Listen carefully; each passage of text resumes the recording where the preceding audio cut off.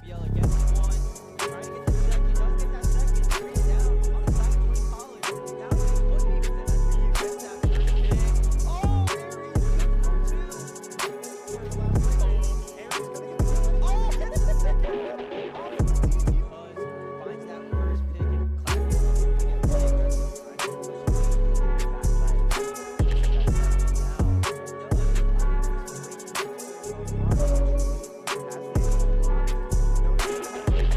Notices the other going to get utiled here as a couple trades come in on either side. It's a 3v2 here. Ryu picks off another one. Ryu gets off a third kill this round as there's one last kill there for Ryu. Better set some util there. I don't understand it. This wasn't the plan. Taking down power. Don't wanna demand it. I've done what I can. And I never mentioned the times you were rude. Very aggressive plays made here. And I never mentioned when you hate the truth. Scared to lose it all. I won't stand a chance. And I don't wanna fake it. What if I can't walk away? Got me saying away. Hoping I don't make the same mistake.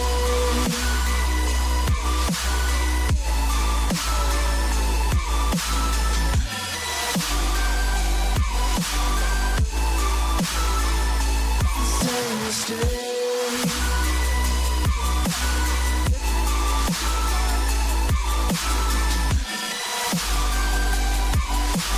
Hoping I don't make the same mistake. The third in the cubby. Oh, gets a fourth. Can they get a fifth? Or a fourth? Predators they are. And Toblu is going to take out Claviel. And now it's 1v1. But Shenandoah. I don't like to leave things unresolved. Maybe it's madness. I'm begging you, please pick up the call. You're causing me damage. I should've known it wasn't your fault. Don't even matter. I wasn't thinking clear, trying to take it there. Scared to lose it all. I won't stand a chance. And I don't wanna fake it. What if I can't walk away? You got me standing in the rain. Hoping I don't make the same mistake.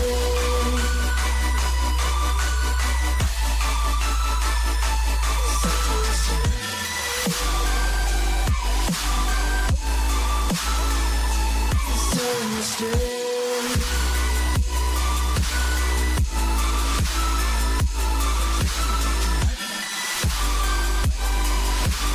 Hoping I don't make the same mistake. Save, but eliminate. He's going to find the back. An unintended obstacle. Yes, we can see some.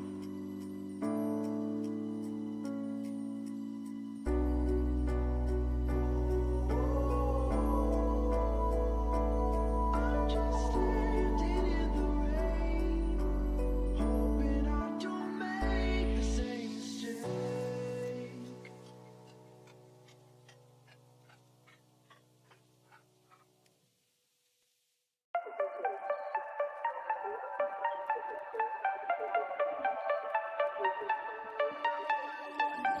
Hand out, she holds. It's feeling like we've been here before. We're both so broke that something that'll keep us afloat. Don't walk too slow. We can't keep falling deeper again.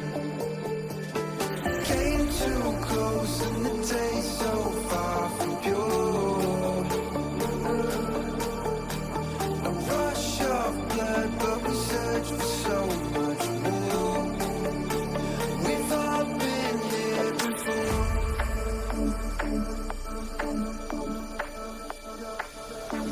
We've all been here before.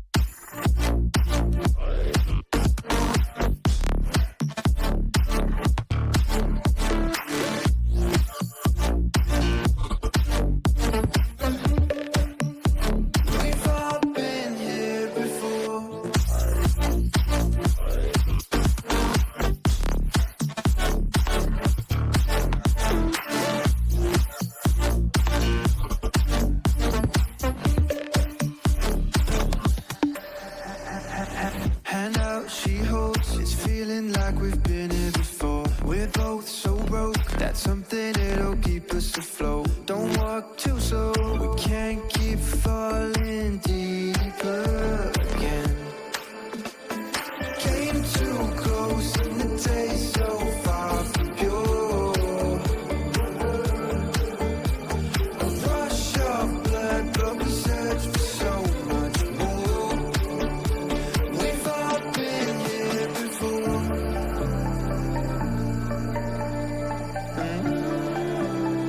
We've all been here before.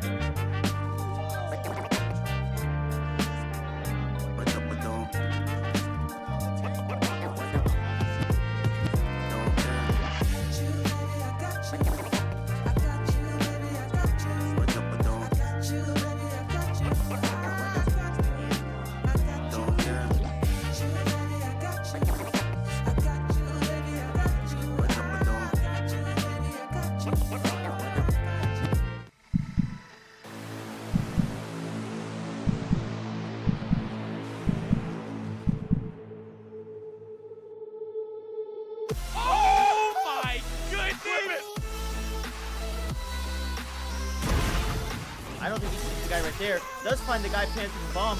Parlays it into his second. 1v3 looking for the clutch, looking for the last two. He's gonna find one. He gets it across. Absolutely a must-makes because of the ease An of them. easy what? The rest of his team is slowly collapsing. The Sombra is the last player alive, and Blinn with the clutch. Ella gonna get the Nair, starting out the Nair train. Boy cannot get out of it. What are we gonna see? Forward air, then down air! Taking some form of space outside the spawn door, but Dragon Blade's gonna look to take it right back with a huge shatter. Oh my god! Another pick! Another pick! Oh, he just keeps going and the pick bang! Hard point in the hand of the other team. Toxic tried to find one, finds a second. Does he get the 30? Finishes off with the pistol! The entire team in front of him, and he's gonna find more! The ace, actually! Push all the corner, and Gingy staying deep instead of going defensive like usual.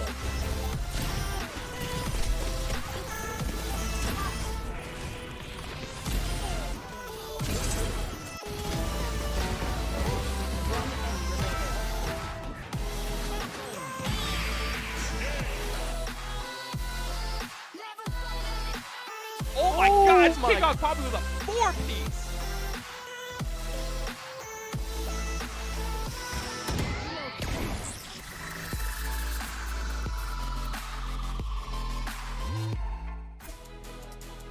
Hello everybody and welcome back to another Shenandoah Esports broadcast. We have a surprise for you this evening. Not only are we going to have our regularly scheduled Overwatch stream game at 8:30 p.m., we are starting off with our Rocket League reschedule from last week. Our team will be playing their first NECC Champions match tonight against Arcadia University. I'm Molly Dens, joined by Ben Kincaid to start getting us in the mood for some good old car soccer. Now, let's go ahead, take a step back, and look to where our Rocket League team kind of started out earlier in the semester. Yeah, I mean, they started out pretty well, right? They had very strong scrimmages and stuff like that during their practicing week. They're trying to develop some new skills here. This is them on the screen. Of course, offense is a big thing that they've been trying to work on, improving on their offensive power and being able to attack that net, because the defense so far has been pretty solid, but getting those leads has been a struggle for them so far.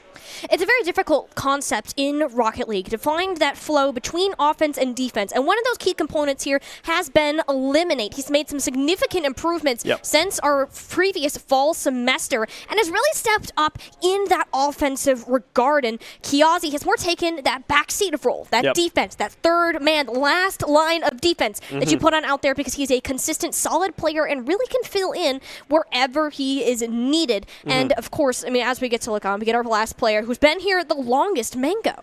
Yeah, Mango is, as you said, the longest player on this roster, and they're kind of trying to develop him into more of a shot caller here and a leader in this squad with these younger players coming in here for Shenandoah. He's the vet, right? He used to be the young one, and now he's the one here to call all the shots for Kiazi and Eliminate, and it's going to be interesting to see how they can progress and what they will showcase tonight. Exactly. I mean, Shenandoah currently, I'm gonna walk you through their situation with NECC. So we've seen them on broadcast before. This isn't their first time this semester. So they are playing in the Mid-Atlantic Esports Conference. Those are usually going to be on Wednesdays. They've been doing really well in those. This is the NECC collegiate matchup. So this is a national organization, not just stuck to the Virginia, Maryland area. And you are playing against some of the highest ranked teams within the country. The Champions League, which is what they're in, is the second highest division you could possibly play. So after their seedings, they managed to score up against some big names. Now, when you're looking ahead, there are some big names. You gotta be a little bit scared about that. And, you know, one of the big things that we're going to watch out for them today is, can they keep that positive mentality? They want to treat this more as a learning experience and figure out how they can continue to grow from here and apply it to some of their future matches. Yeah, I mean, definitely in the Champions League here, the competition is just so much better, and from what they have seen last semester and previously here at SU, it is a very big learning experience. Like you said, there's a lot to really take from these games. Even if you get blown out, that's not a bad thing, because you can look what they're doing and see what are they exploiting that we're not doing correctly, and how can we fix that going into coming weeks. It'll be fun to kind of see the play styles and if they can shift in between games and kind of match what their opponents are going to be doing.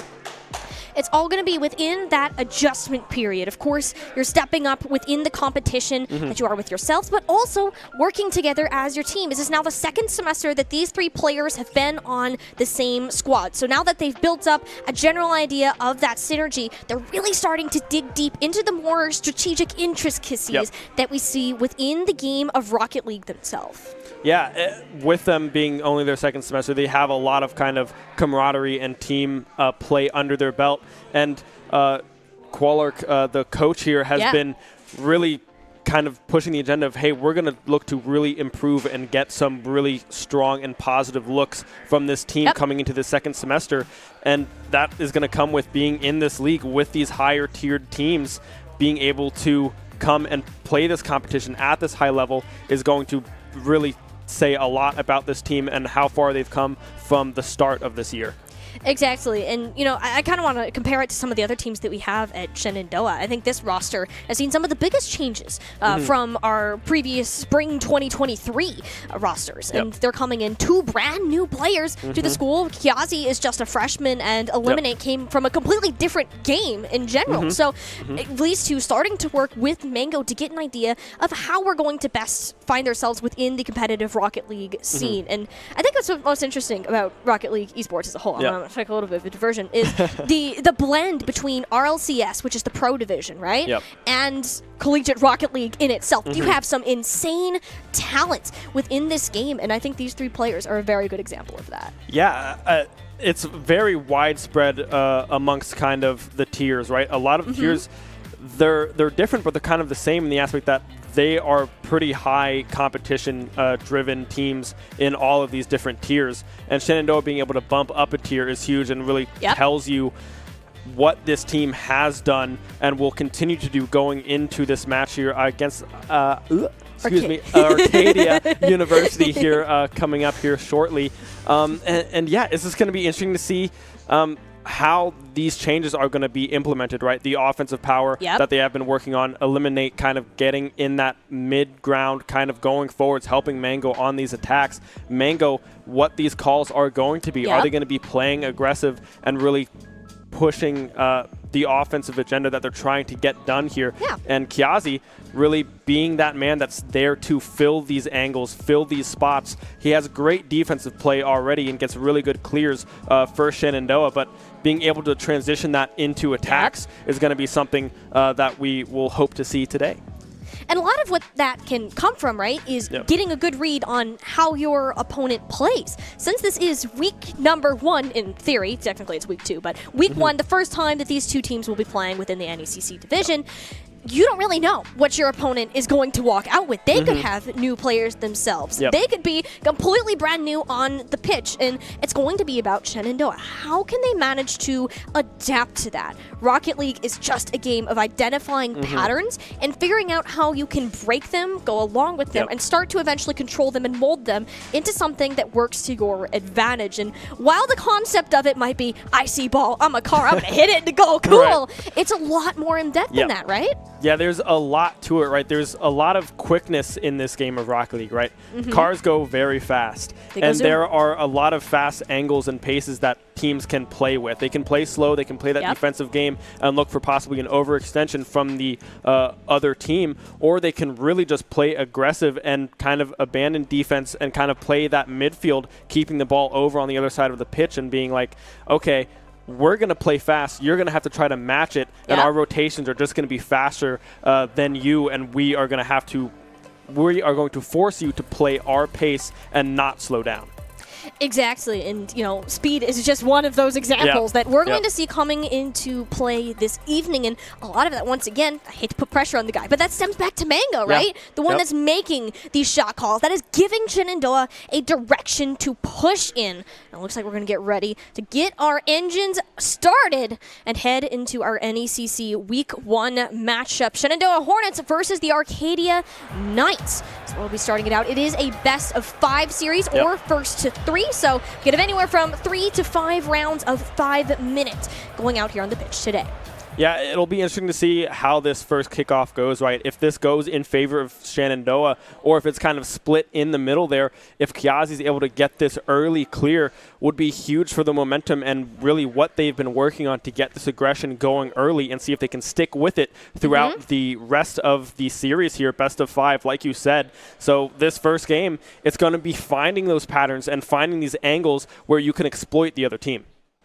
You always want to start out on pace. You want to be the one in control. How fast is the game going to go? Who is controlling the upper part of the field today? Shenandoah wants to be that team, but Arcadia isn't going to let them have it for free. A lot of this first 5 minutes is going to be about how do we figure out what is our opponent wanting to do? What are some of those patterns in terms of spacing, boost pathing, positioning, and how can we start to work around it? Shenandoah has made those adaptations. They want to be more offensively focused, and they want to get more aggressive in terms of bumps and demolitions. So they're going to start using a lot of those new strategies to pull them out today.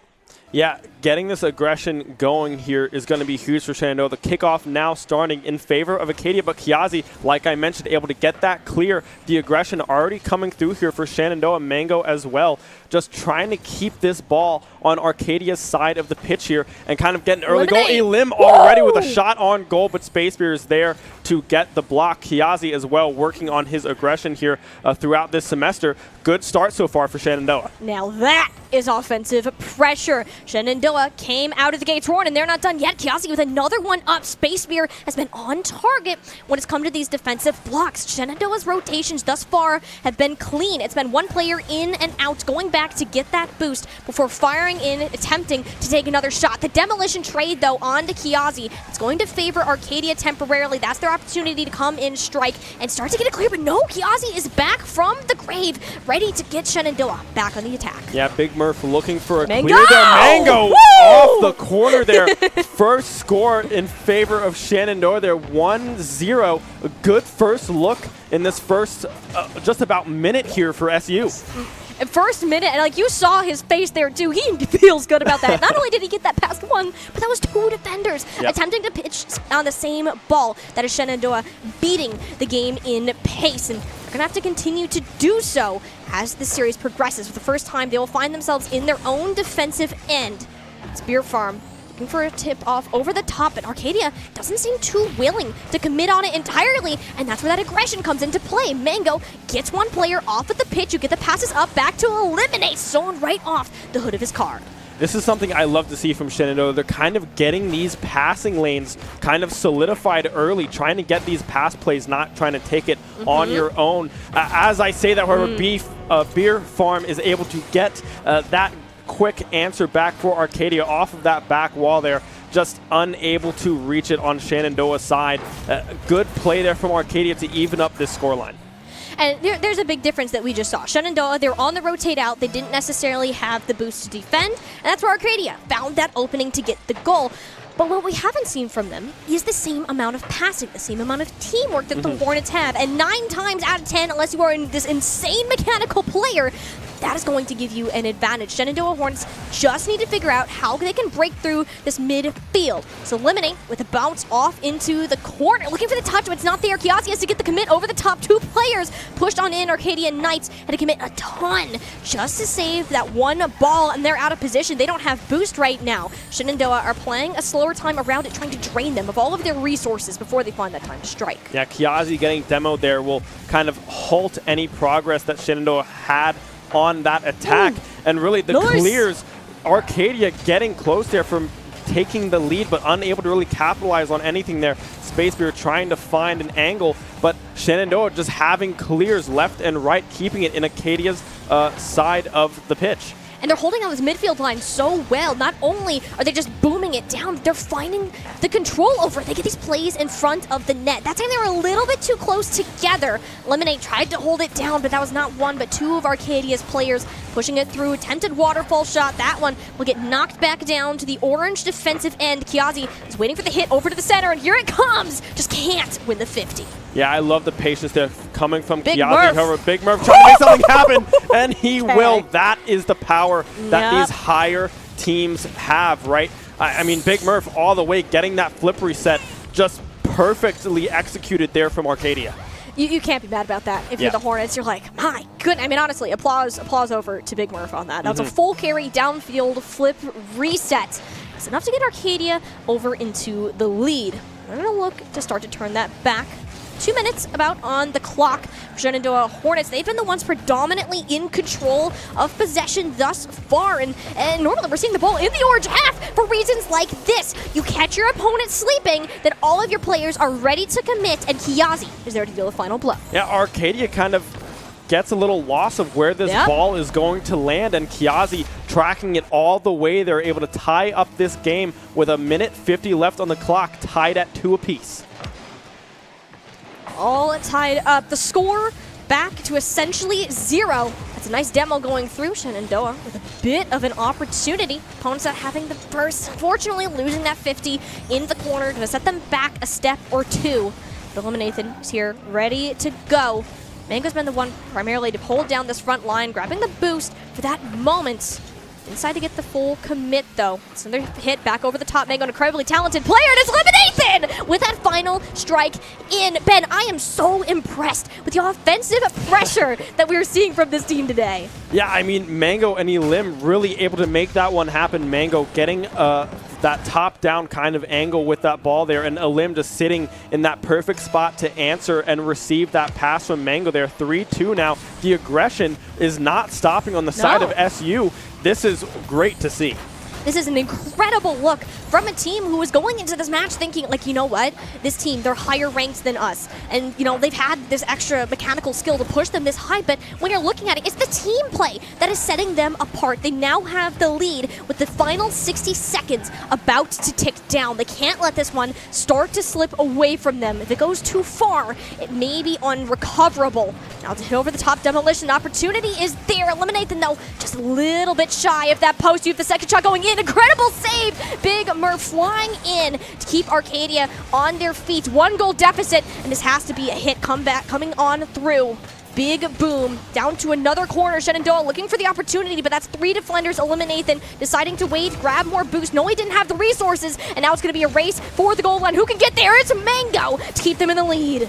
Yeah, 24 seconds now left. Shenandoah trying to hold on to this lead. They need to get a clear here sooner rather than later. Kiazi and Elim, Mango all on this defensive side. Mango trying to get that clear, but Arcadia able to keep it in Shenandoah's side of the court, of the pitch here. And really, the positive defense coming through from Shenandoah is going to keep them alive. If this lands here, Shenandoah's going to take game number 1, and they will. And you can see it on their faces. They should be happy, and they are rightfully so. I can hear the coach in the background cheering his team on. This is such an important game for this squad. But if we know anything about them, they cannot take this lightly whatsoever. They still have so much more in this series to go out and develop. But what a way to send a message to your opponent. Yeah, a wonderful game 1 there from SU. Just the aggression that they've been working on is paying off. Huge. These passing lanes have been opened up by Mango and Elim being able to get these passes, and Kiazi is in the perfect position to really follow up and fill these spots as needed when Mango and Elim run out of boost and they need to retreat and get some corner boost and mid boost there. Kiazi's there to follow up and keep the aggression going. And hey, it's not just one player. And that's really what you were talking about here. And even in the scoring, each person got 1 point on the board. It was always some sort of team effort. It was these passes that we just haven't gotten a chance to look at from Arcadia. And that's because Shenandoah are so in control of this tempo right now. They're in control of where the ball is going in the air, and they just look so much more coordinated. And, you know, Ben, heading into this match today, expectations, they were a little bit lower, right? Knowing the skill level, but this has absolutely blown past them straight to the moon. And, you know, you have to hope that if Shenandoah can pull out what they just did in game number 1, that they can carry this all the way to their first NECC win. Yeah, and it's really about keeping that momentum. Elim winning the kickoff there in favor of Shenandoah, but the clear is going to come through for Arcadia, putting it back towards SU's side. But really, this aggression is something that we need to continue to see from this SU squad here, as Kiazi is going to try to answer, loses the 50-50 there, however, unable to make contact with that ball. But Mango, they're getting a good clear. Mango could make a play here, but Space Beer is there to get the clear and direct that ball away from their net.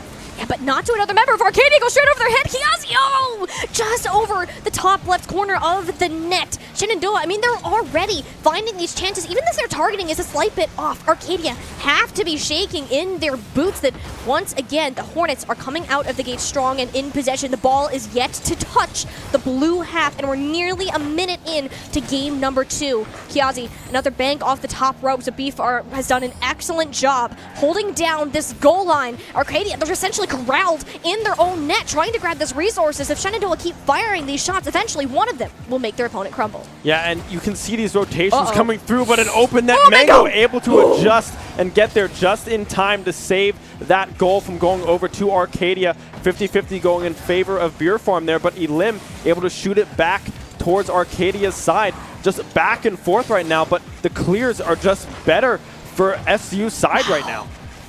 This is just incredible what we're watching from this team. Arcadia, the fact that they've managed to hold on defensively this long is quite impressive considering the slew of fire that Shenandoah have placed upon Arcadia's net. And they're finally going to get that little sigh of relief now towards the blue side. Beer Farm looking for a double tap, but once again, there's not a player to follow it back up. They're essentially moving around in circles. The coordination isn't there. They're relying on these big plays from individuals to finally find the scorers, but it's just not enough. Shenandoah have been on the same page the entire time. Yeah, good demo there on the side of SU, but unable to get that clear. Beer Farm has to readjust, catching that ball, keeping it away from Arcadia's side, but the clears aren't really going heavily in Arcadia's favor here. Elim meeting that in the air. Shots back and forth, though. Shenandoah playing defense, but Mango able to squeeze by Arcadia. 2 members on his own there. This could be a moment for Shenandoah to strike, but as I say that, Space Bear is able to get through open net here. Mango in position. Mango's gonna have to get it down, and no! It just hits off the crossbar. Can they get there for the second one? Yes, Kiazi, it is just enough of a bump. Big Murph had no momentum behind that shot. They're not out of trouble yet. It's Eliminathan coming in. That was all 3 players of Shenandoah contributing to an incredible burst of saves from what could have been a massive mistake. Yeah, Arcadia, they're just barely missing that shot. Elim almost squeezing it through that inside post. Demos going back and forth, a 2v2 now for both sides, but really the clears have just been that much better by SU. Space Bear trying to make something happen, but Mango is there to catch it before it hits the ground. Nothing able to develop just yet on Arcadia's side. Mango's feeling himself tonight, and you can tell the confidence is just oozing out of this guy. He's all over the field doing everything at once, and that's really what you want from a leader, is to help set your teammates up for success, and they'll do the exact same for you. Kiazi looking for the battle in the right, does end up getting it demoed. Space Through, though, seems to be losing to the laws of gravity, had no chance to get a clear at all. We're down to nearly the final 80 seconds in this game. There's no scores on the board, making it just as tense as it ever has been.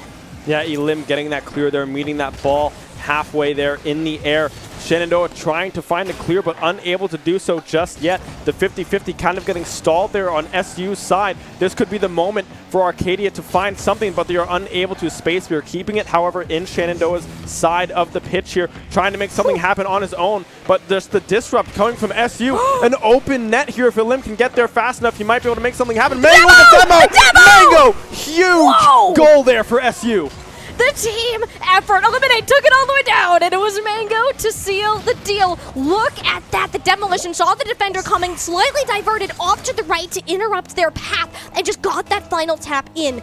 The way that this game has been going, I mean, that goal very well could be the game winner. It's all on the Hornets right now. They need to keep Arcadia out of their backline. If they can manage to do so, we might be going up to match point. Yeah, 40 seconds left here. Mango, not a whole lot of boost, but Elim is there in position, not able to get that disrupt on that pathing that Arcadia was looking for.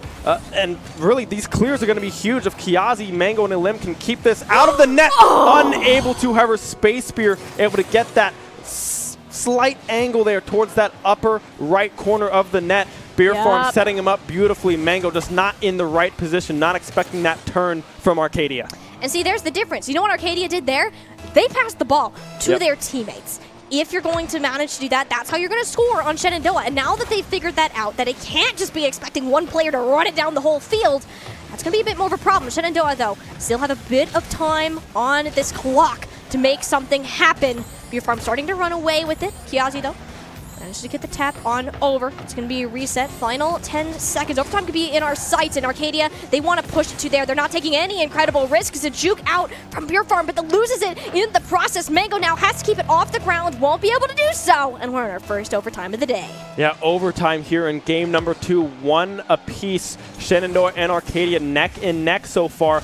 Game number 2. Arcadia trying to tie up the series here, but these clears not coming through just yet for SU. As I say that, Mango getting a good clear back over to Arcadia's side, and the aggression coming through. Kiazi and Mango have the ball corralled. Elim possibly sealing the deal. Not quite just yet. Arcadia able to make it back to the ball in time, get that clear in their favor, but back and forth. Mango gets demoed, but really this respawn's going to come in fast enough that it's just going to be a 3v3 just like that. Quickly, Mango trying to get another clear, able to do so, but Beer Farm answering back. That's a hit up to the skybox. It doesn't have that much to get past Space Spear, though, so that's more problem. Arcadia are in control of the ball. Mango, the nice save over here, is the next point who will walk away this game, and Arcadia is so close to getting it. Eliminate just does enough with hitting their opponent out of the way, saving that shot, and keeping Shenandoah on all 4 wheels. They finally have it down to the orange defensive end. Can they make something happen with it? Yes, they interrupt Space Beer in mid-air. Now it's a chase, it's a race. Whoever can get that ball next. Eliminathan had the tap, loses the 50. Space Beer now is attempting to get the clear. Nice dribble off the back, went for a flip reset. Mango says, thank you, I will take it. Back on down to the right corner. Eliminate trying to set it up. Nobody from Shenandoah willing to commit on that shot just yet. The risks are being very limited in terms of what's taken today. Yeah, boost heavily on the side of Arcadia here. Mango able to fill up, however, off the middle through there. Arcadia, able to get that clear in their favor, but really, SU is in position to answer back with clears of their own. Kiazi with a huge clear. Mango trying to capitalize on it, but Big Murph is there to get that clear. Elim going down. This could be the moment that Arcadia wanted. Oh, it is Shenandoah. They took a risk. They went for the triple commit. Thankfully, Arcadia lost control of that ball. It went way too up high to the sky, allowing Eliminathan to get his hands back on it once again. We're now in a 7-minute single game that we've had so far in this series. It's a test of endurance. It's a battle for it. And who's going to mess up first? It was Demolition mid-air. Mango is there to bail Shenandoah out of danger. Kiazi still dancing around the net. Big Murph looking to interrupt that. And Space Beer, the passing plays have looked much better in terms of the Knight side, yet it's never been enough for the Hornets to be incredibly concerned. They know that they can do it themselves as Mango to eliminate, but no! It's thrown in midway through. That could have been the point to turn them back over, and they're going to keep this overtime burning. Yeah, across there coming through from Arcadia, unable to get there fast enough. Kiazi trying to meet it in the air, whiffs on the ball, going just under it, but Elim keeping it kind of at the midfield there. Mango as well rotating back, a pass across to Elim, but Big Murph is there to answer. The disruptions on this pathing and the clears back and forth have been great from both sides. 3 minutes now into this overtime and action across the board. And this is the match that we wanted to see today, for it to be competitive, for it to be close, and it is absolutely both of those things. It's just a matter of who is going to mess up first, who is going to lose that battle of endurance. Shenandoah, they're playing with fire right now, caught up in the corners. Eliminate will be the one to recover first, giving Shenandoah the opportunity for the clear they've so long needed. You notice how they're not going for these big booms because they know they need to keep control if they are ever to get past their own midfield line. There's a pass up, Kiazi towards Mango. This could be the play, goes over on, but no, Space Beer is there for Arcadia. But now Shenandoah, this is the chance that they have wanted, is to get back in the orange defensive end. They're no longer being punched down to the ground by these shots. They're trying to do the exact same thing to Arcadia, but they need to lock down this midfield first. Yeah, Mango trying to make something happen on his own, flips it up off the post. The follow from Kiazi not there just in time. Elim taking a shot of his own, but just too high as well. Space Beer now looking for the clear for Arcadia. 4 minutes now into this overtime. Kiazi finds the answer. That's 2-0 now. Series lead for SU. Oh my goodness, look at the way that this is set up. We nearly went 2 games in 1 with the amount of overtime that we had today, and Shenandoah managed to squeak it out in the end off of some incredible team play. Kiazi with the game winner. You can see him over there. He's doing his little happy dance. And you know, what's not to be happy about in this moment? A game that Shenandoah were not super optimistic about going in. Right. They're now on match point of Ben. Yeah, match point, a potential 3-0 sweep for the side of SU here. Really, this is a whole different team that we saw from last semester, Whole right? different team. The aggression coming out from every single member on SU here, and the communication, the passing lanes, everything just seems to be completely unlocked here for SU. It's beautiful to go ahead and see, especially when Arcadia, they stepped it up in game number 2. There is no doubt about that. That overtime would not have gone as long. They started to find some of those passes of their own, and when Knights were making those connections, Shenandoah, they had to recognize it. They had to get in the middle of it. They played that physical game, and that is what bought them that small little window to squeak in and get that goal. And if this trend continues to game number 3, I mean, we very well are expecting to have these low-scoring games that are battled down to the very last second. Yeah, that overtime back and forth, the defense from both sides playing really phenomenally throughout that overtime. It's been very intense throughout these first 2 games here. Racing, man. Well, I guess that's 2 1-point game, getting decided 3-2 in the first game, and then that 2-1 here in the overtime. We're going to hop into this game number 3 here. This kickoff kind of going both ways here. No one be able to get the clear, but Kiazi trying to make something happen on his own, but Beer Farm there to get the clear, get the save. Kiazi will go down in the meantime with the demo, but really Mango in a good position, Shenandoah in a good position to get these clears and keep it in Arcadia's side. Now Shenandoah, no, they're up on to match point, and if we've learned anything from last season, it's when you get confident that this team can start to fall apart, and this is the Hornets' chance to turn that around and to prove it wrong. And so far, they're looking just as solid as they have in games number 1 and 2, interrupting these passes, not allowing one player from Arcadia to be in control for too long. They've identified that Space Beer likes to just carry it all the way down to the other end. You get up in his face, he can't make a pass, and suddenly that's the way for the Hornets to grab that control back in. They can read the offensive plays that Arcadia are setting up, put themselves right in there, and that's the way that they're able to dominate the possession as well as they have so far. Arcadia's offense here a lot bigger, but Mango with a huge goal from midfield there. They are online right now. 1-0 now for Shenandoah. And watch this goal, too. That was a laser from Mango. Just straight into the next line of defense going in. Not like they were going to get there anyways, but an absolute laser. Shenandoah are playing this game at such a high pace that Arcadia are stumbling. They're struggling to keep up with it. Yeah, Shenandoah forcing Arcadia to play their speed and their game right now. Big Murph trying to make something happen, but Kiazi coming off a respawn there, I believe, able to make it happen. Kiazi on his own might be able to get it, but Space Spear there to save the day, keeping it within 1 point for Arcadia. Still in this game, still in this series, but Shenandoah not letting off the gas. Absolutely not. You can't give up until that clock strikes 0 and you walk away winning the day. The Hornets, they know that much, that's for sure.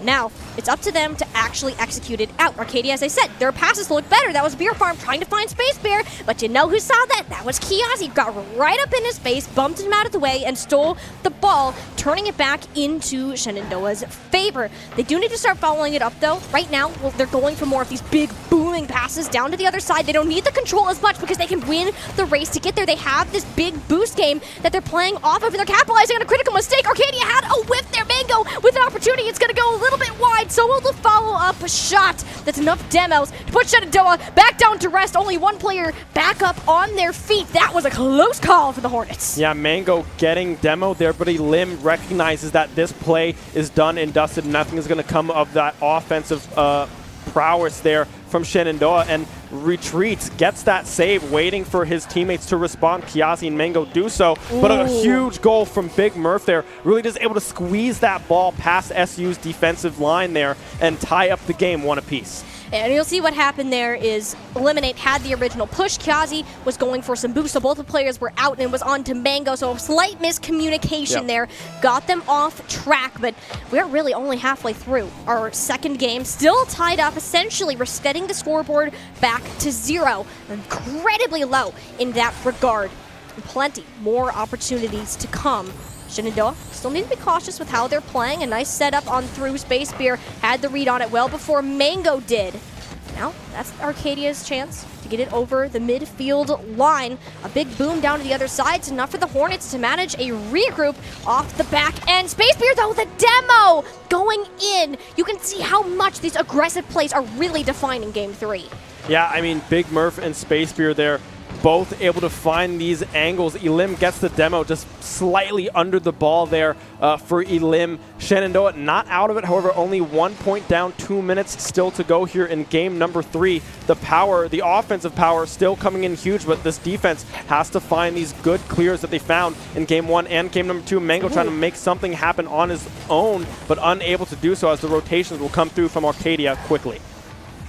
Yeah, Arcadia are slowly catching up to Shenandoah's fast-paced game that we've seen all series long, and it's really putting them to the test here in the final hour. Arcadia currently in control of the direction that this series takes, having the initial lead, yet they don't have an insurance goal to realistically back that up and play a much more safe style of gameplay. They've been getting these key demolitions, Ben, and that is the only way that they have gotten all 3 of their goals here.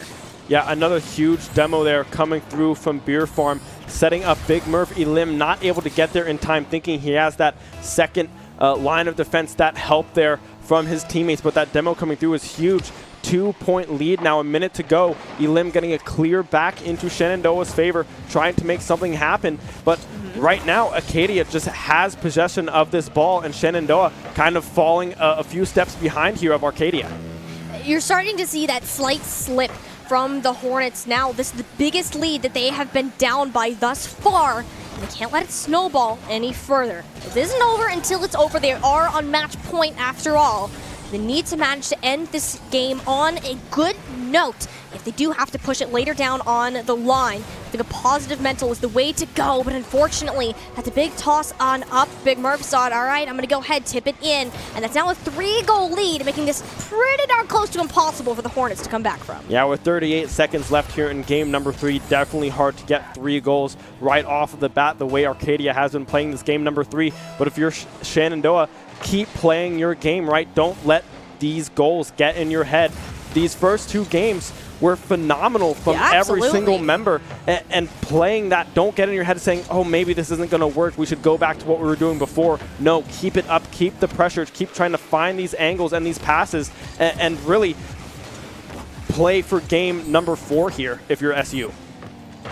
Yeah, as this timer starts to get low, Shenandoah are looking to go down here in game number 3. As you said, Ben, incredible performances in our first 2 rounds here today. And unfortunately, that small slip came on through. Arcadia snuck away with the win, and are now going to push this series to at least 4 games.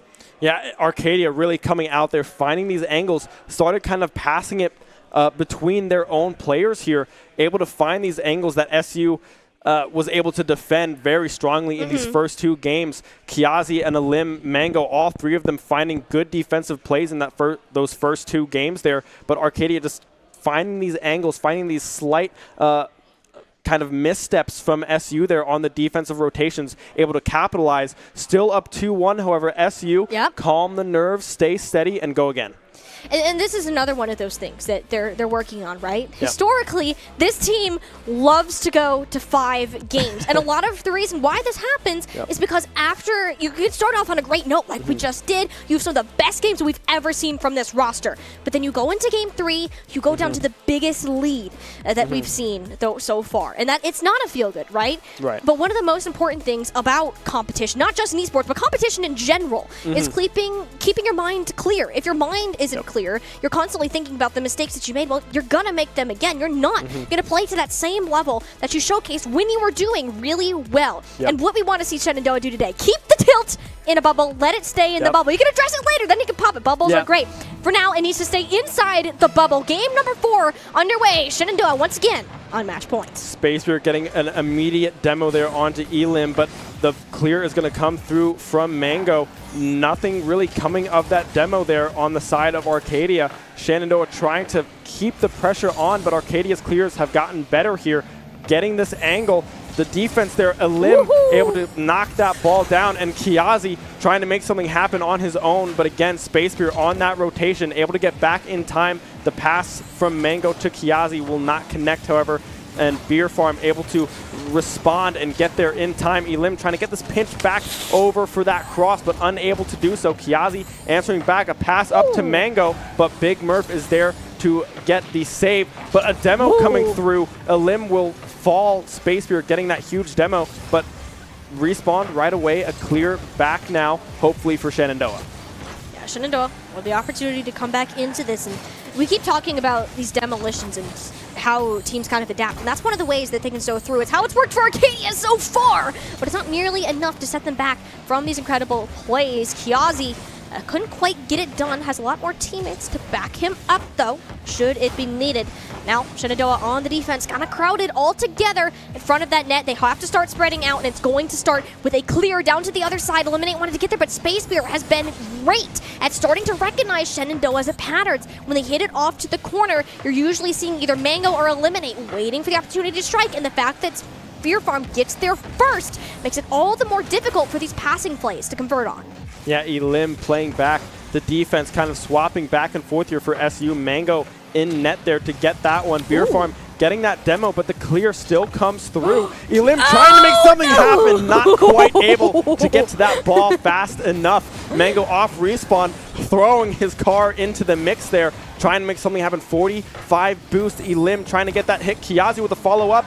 If Elim can get this up in the air, maybe Mango can follow up, but unable to do so. No boost on the side of SU. No, nothing too far yet. They're going to have to go back and reset just a little bit. That doesn't mean they're necessarily down and out. Arcadia still are going for these massive, massive hits down the field, and more often than not, Shenandoah are able to get there first. So even if they try to remove possession from the Hornets and get it in control of themselves, it's never maintained long enough to convert on any sort of offensive plays. Allowing Mango to get it in front of the net, Eliminathan was there to do it. So it's not a matter of Shenandoah necessarily doing the wrong things. They're doing exactly what they should be doing, but the rotations are just slowing down enough for it to be close and down to the wire. Incredible save. That ball in a dangerous spot there, but Arcadia not able to get there in time to really put the nail in the coffin for really a point there on the side of Arcadia. Shots coming across, but off of that crossbar. Arcadia has the offensive power going right now, but a clear coming through, pass over from Mango to Elim. He's going to take it himself instead, passing it over to Kiazi, up back onto that back board there. But really, Shenandoah unable to get more shots off than they were able to in game number 1 and game number 2 here. The clears coming through still, however, very strong on the side of SU. Man, Arcadia's defense has stepped it up throughout all of today, and Shenandoah, as good as it looked within the first game, and they're kind of running the same plays back together, and Arcadia recognize that pattern, and they're actively countering it out. And even if you can manage to get an opportunity, it's things like that that will catch you sleeping. You can't let it start to slip away even further. There's a pass up to Beer Farm. Mango thought that he could get it, just didn't have quite the same amount of boost to get there in time. So Arcadia having this lead a little bit over a minute on the clock. Still far from over. Yeah, Mango getting that booster in that corner, not quite able to get there in time for the save there, but only 1-0, still a minute to go here. Clears have been looking very strong here for SU's side. Just being able to follow up off of these corner shots, getting some type of offensive power is something that they haven't been able to do here in these last 2 games. But right now, Kiazi with a pass possibly to Elim, but Beer Farm in the area to get that block. Again, shots on goal from Mango, but no follow-up just yet from the side of Shenandoah. And again, those are great shots. Arcadia's defense is just on another level right now. Shenandoah are doing exactly what they should be doing, but they gotta be careful on the defense. It's a small, small mistake that can cost you an entire game. That's the second one on the board. Kiazi had in the sights, and it's just a hair. It takes so long for your car to get up in the side. You have to have the reaction time, and when it's even a hair off like that, Ben, it can cost you badly. Yeah, Spacebear able to get that flip in favor of his car, knows that pathing, the direction that his car is going, and really able to seal the deal there on that goal. 20 seconds left now for SU to put something on the board here, down 2-0. Hard stuff to do here from the side of SU, down 2 with only 20 seconds left, and really possession in Arcadia's favor. Yeah, now playing in the Hornets' defensive end. They need to get a chance to get on the board. It has to be sooner rather than later. If you can score on this drive, perhaps there's a chance to come on back. But as soon as this clock hits that 1 second, that ball will eventually touch the ground. And it means we're going all the way to a game number 5. Yeah, game number 5, SU. They know this feeling, right, of the game 5. But just don't let it get in your head, right? Stay positive, stay really untilted, right? Don't try to get in your head about these last 2 games. Go back to what you did in those first 2. That aggression that they showed in the past game that they had was stellar, but they just haven't really been able to find those angles, and that's really because of Arcadia being able to recognize those patterns and find those pass lanes that SU was looking for. Mix it up a little bit, right? Stay aggressive, but maybe in a different kind of way. Use different players. Kiazi possibly swapping in with rotations with Elim and Mango, trying to find these goals that they were able to have great success with in the first 2 games. It's not necessarily that we're seeing a difference. It's not like Shenandoah are playing worse, right? That's not what's happening. Arcadia have just adapted to become better. And now Shenandoah, they need to do that exact same thing. If they can manage to do that in game number 5, then this could very well be their series. As you said, we're quite familiar with game number 5 as a Rocket League team. It's apparently their favorite place to play. They like to get the series extra long. Okay, here. I'm here for it, but we got to close it out. And they 100% have the capability to do it. The only thing that's going to limit it here is that mental game. They need to stay on top of it. They have 5 more minutes to bring back that initial dominance that we saw in the first half of our series. Yeah, Mango looking for this clear here, but Beer Farm in a good position, but Kiazi kind of disrupting that shot angle there. Elim out of boost, needs to retreat, get a corner boost here for himself, but it's not there. Kiazi and Mango trying to get these clears for SU. No boost again, gets demoed as well. Spacebear coming up behind, but really Arcadia has possession, but it's in their half of the field here. Mango and Kiazi trying to make something happen, trying to get the aggression, but Arcadia is just finding clear after clear in their favor.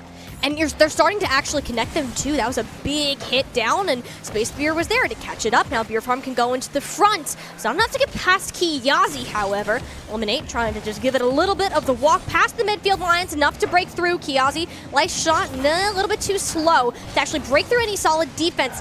Shenandoah, they were on the orange half of the field, but they can't get the rotation back in time. They've been so clean about their offense to defense rotations and vice versa so far, but that one caught them off guard. Yeah, Elim just barely not able to make it back in time to get a touch on that ball. And really the clear onto that side wall there, Arcadia just in the right position to get this. A double elimination there for Spacebear. Elim getting that clear. Kiazi and Mango now off of respawn, trying to get the clear back in their favor. Shots on goal left and right. Another demo coming through onto Kiazi, but Elim has possession, but no boost. Will he be able to make something happen? No, Mango not there, able to follow up. Kiazi now off of respawn. Will get demoed yet again by Spacebear. He's going hunting right now. Shenandoah unable to escape these demos in these passing lanes. Between Spacebear and Beer Farm, that's 5 demolitions within the past 30 seconds alone. Like, my goodness, Arcadia are getting aggressive, and they're disrupting the plans that Shenandoah have put into place, and they realize that you can't counter it once they're executed well, then you can stop it from where it starts, and that is where Shenandoah has been struggling to regroup. That pure aggression the Knights have showcased has put them down another step. Shenandoah, they showed us some great looks when they were the ones causing these bumps and demos earlier on, but they've been a little bit quieter in that regard, and I want to see them start to step it up here once again to try to dislodge a defender, ideally, on the goal line.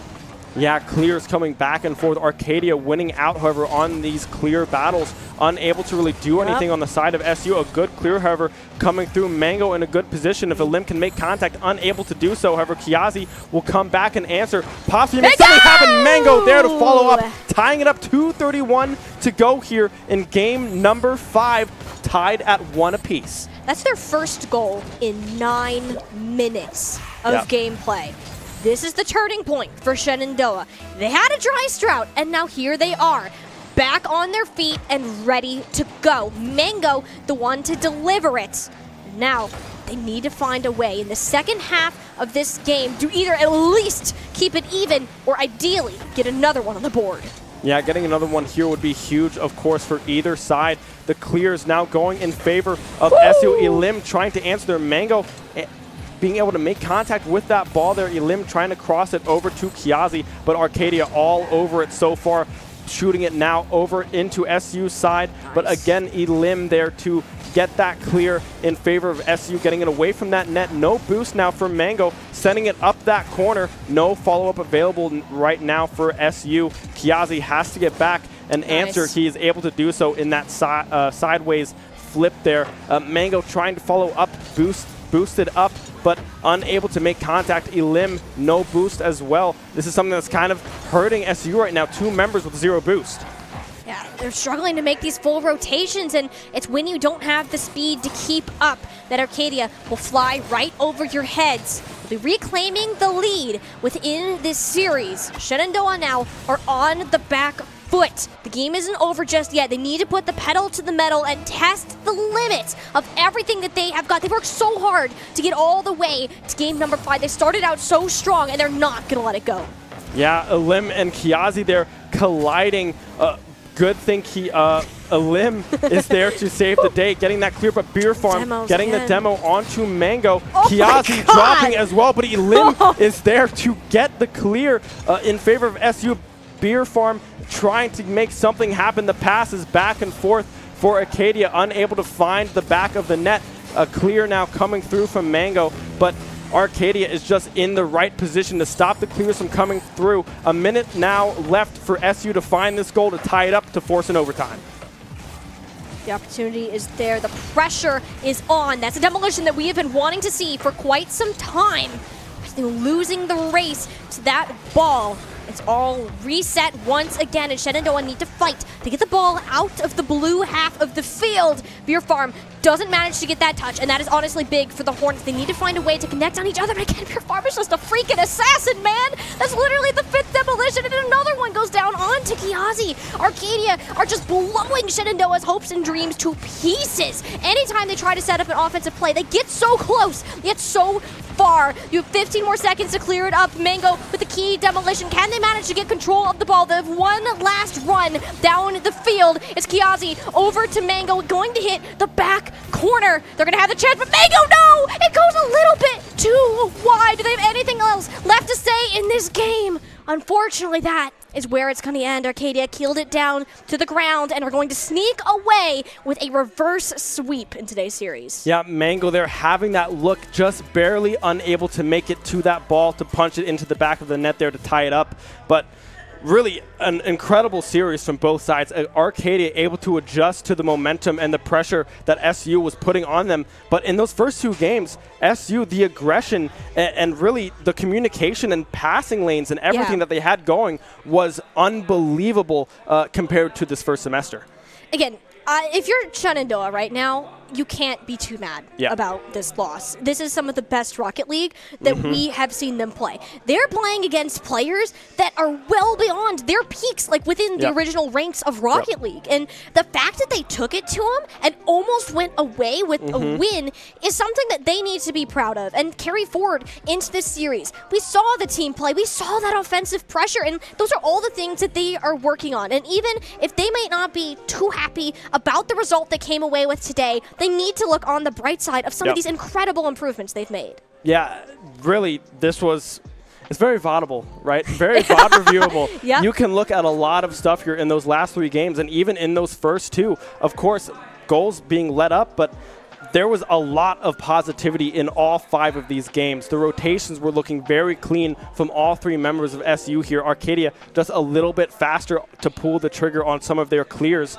And really, the defensive side of SU really shined and really set up what their offense could really do in those first 2 games. Yeah, and I do think that if Arcadia didn't essentially attach dynamite to Beer Farm's car, like Shenandoah could very well have walked away with this series today, but they weren't able to find that last second adaptation. And that's probably the most challenging thing about Rocket League is because the game is so simple, you really need to be digging deep to find those patterns and little errors that you can pick up on. And when Arcadia started to get better, Shenandoah, they kept doing what they were doing, and it was great because it kept the game so close, it kept it active, and there really was never a moment that it felt like they were out of it entirely.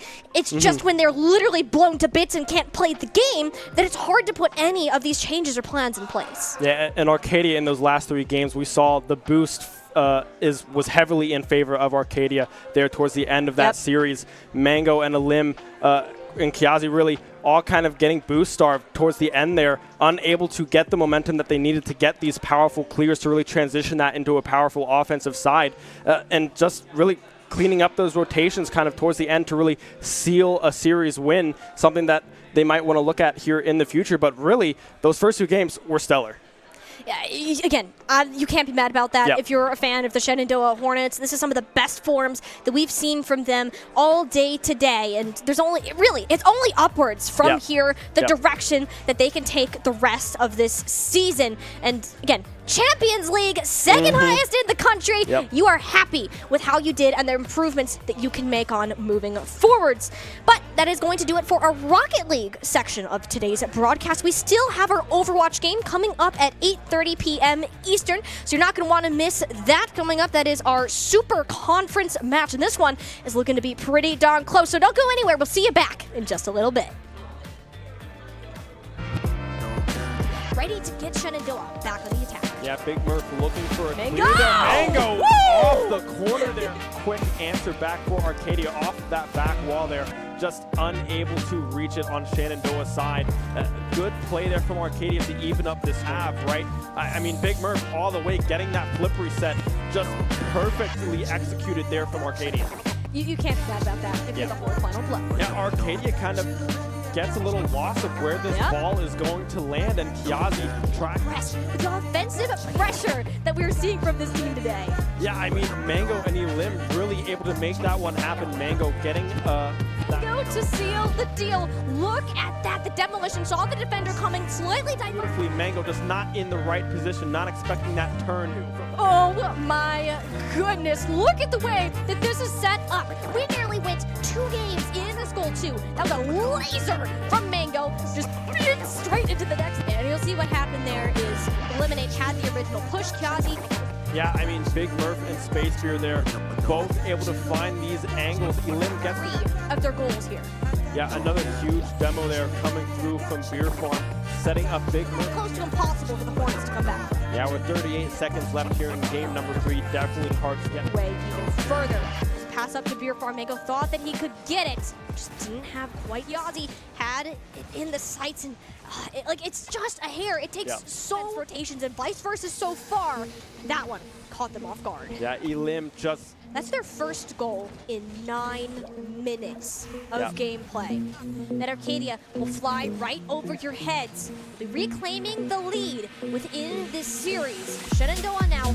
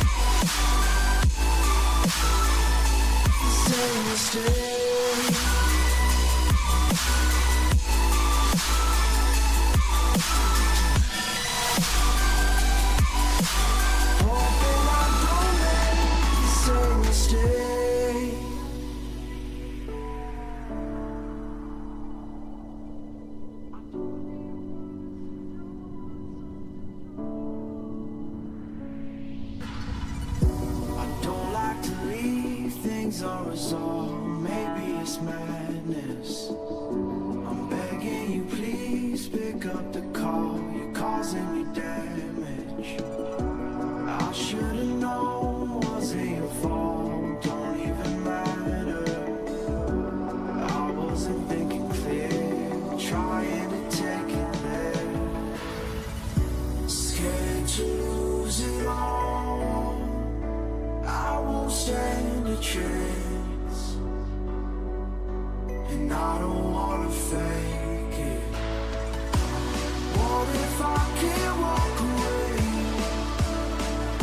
You got me standing in the rain, hoping I don't make the same mistake.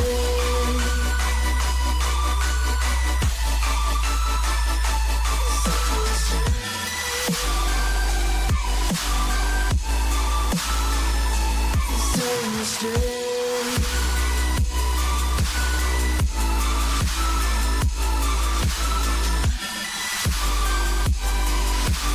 Hoping I don't make the same mistake.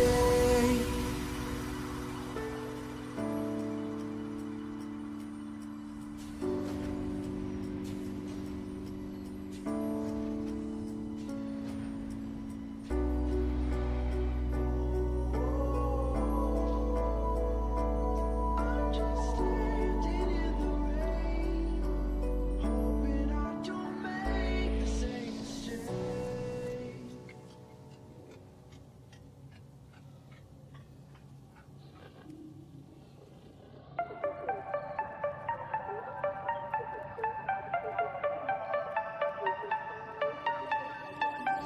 Hand out, she holds. It's feeling like we've been here before. We're both so broke. That's something that'll keep us afloat. Don't walk too slow. We can't keep falling deeper again.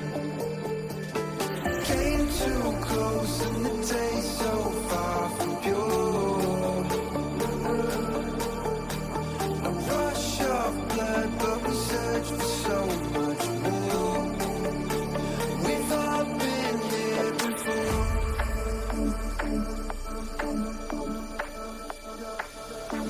We've all been here before.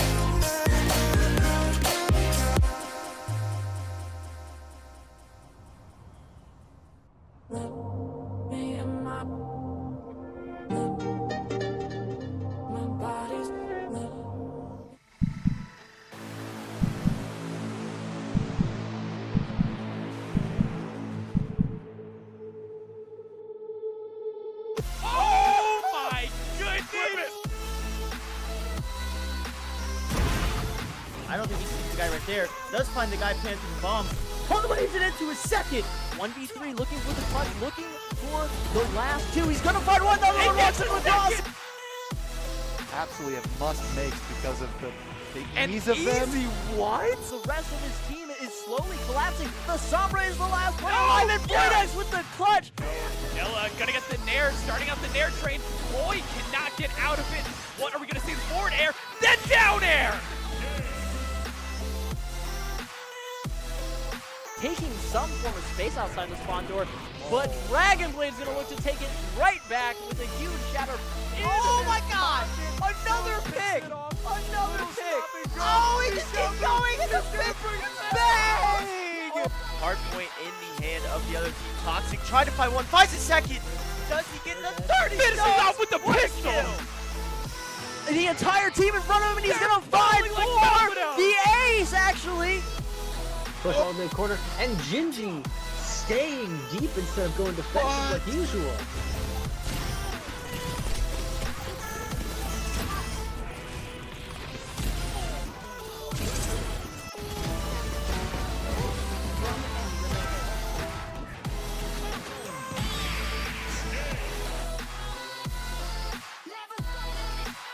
Oh my god, kickoff probably was a 4-piece!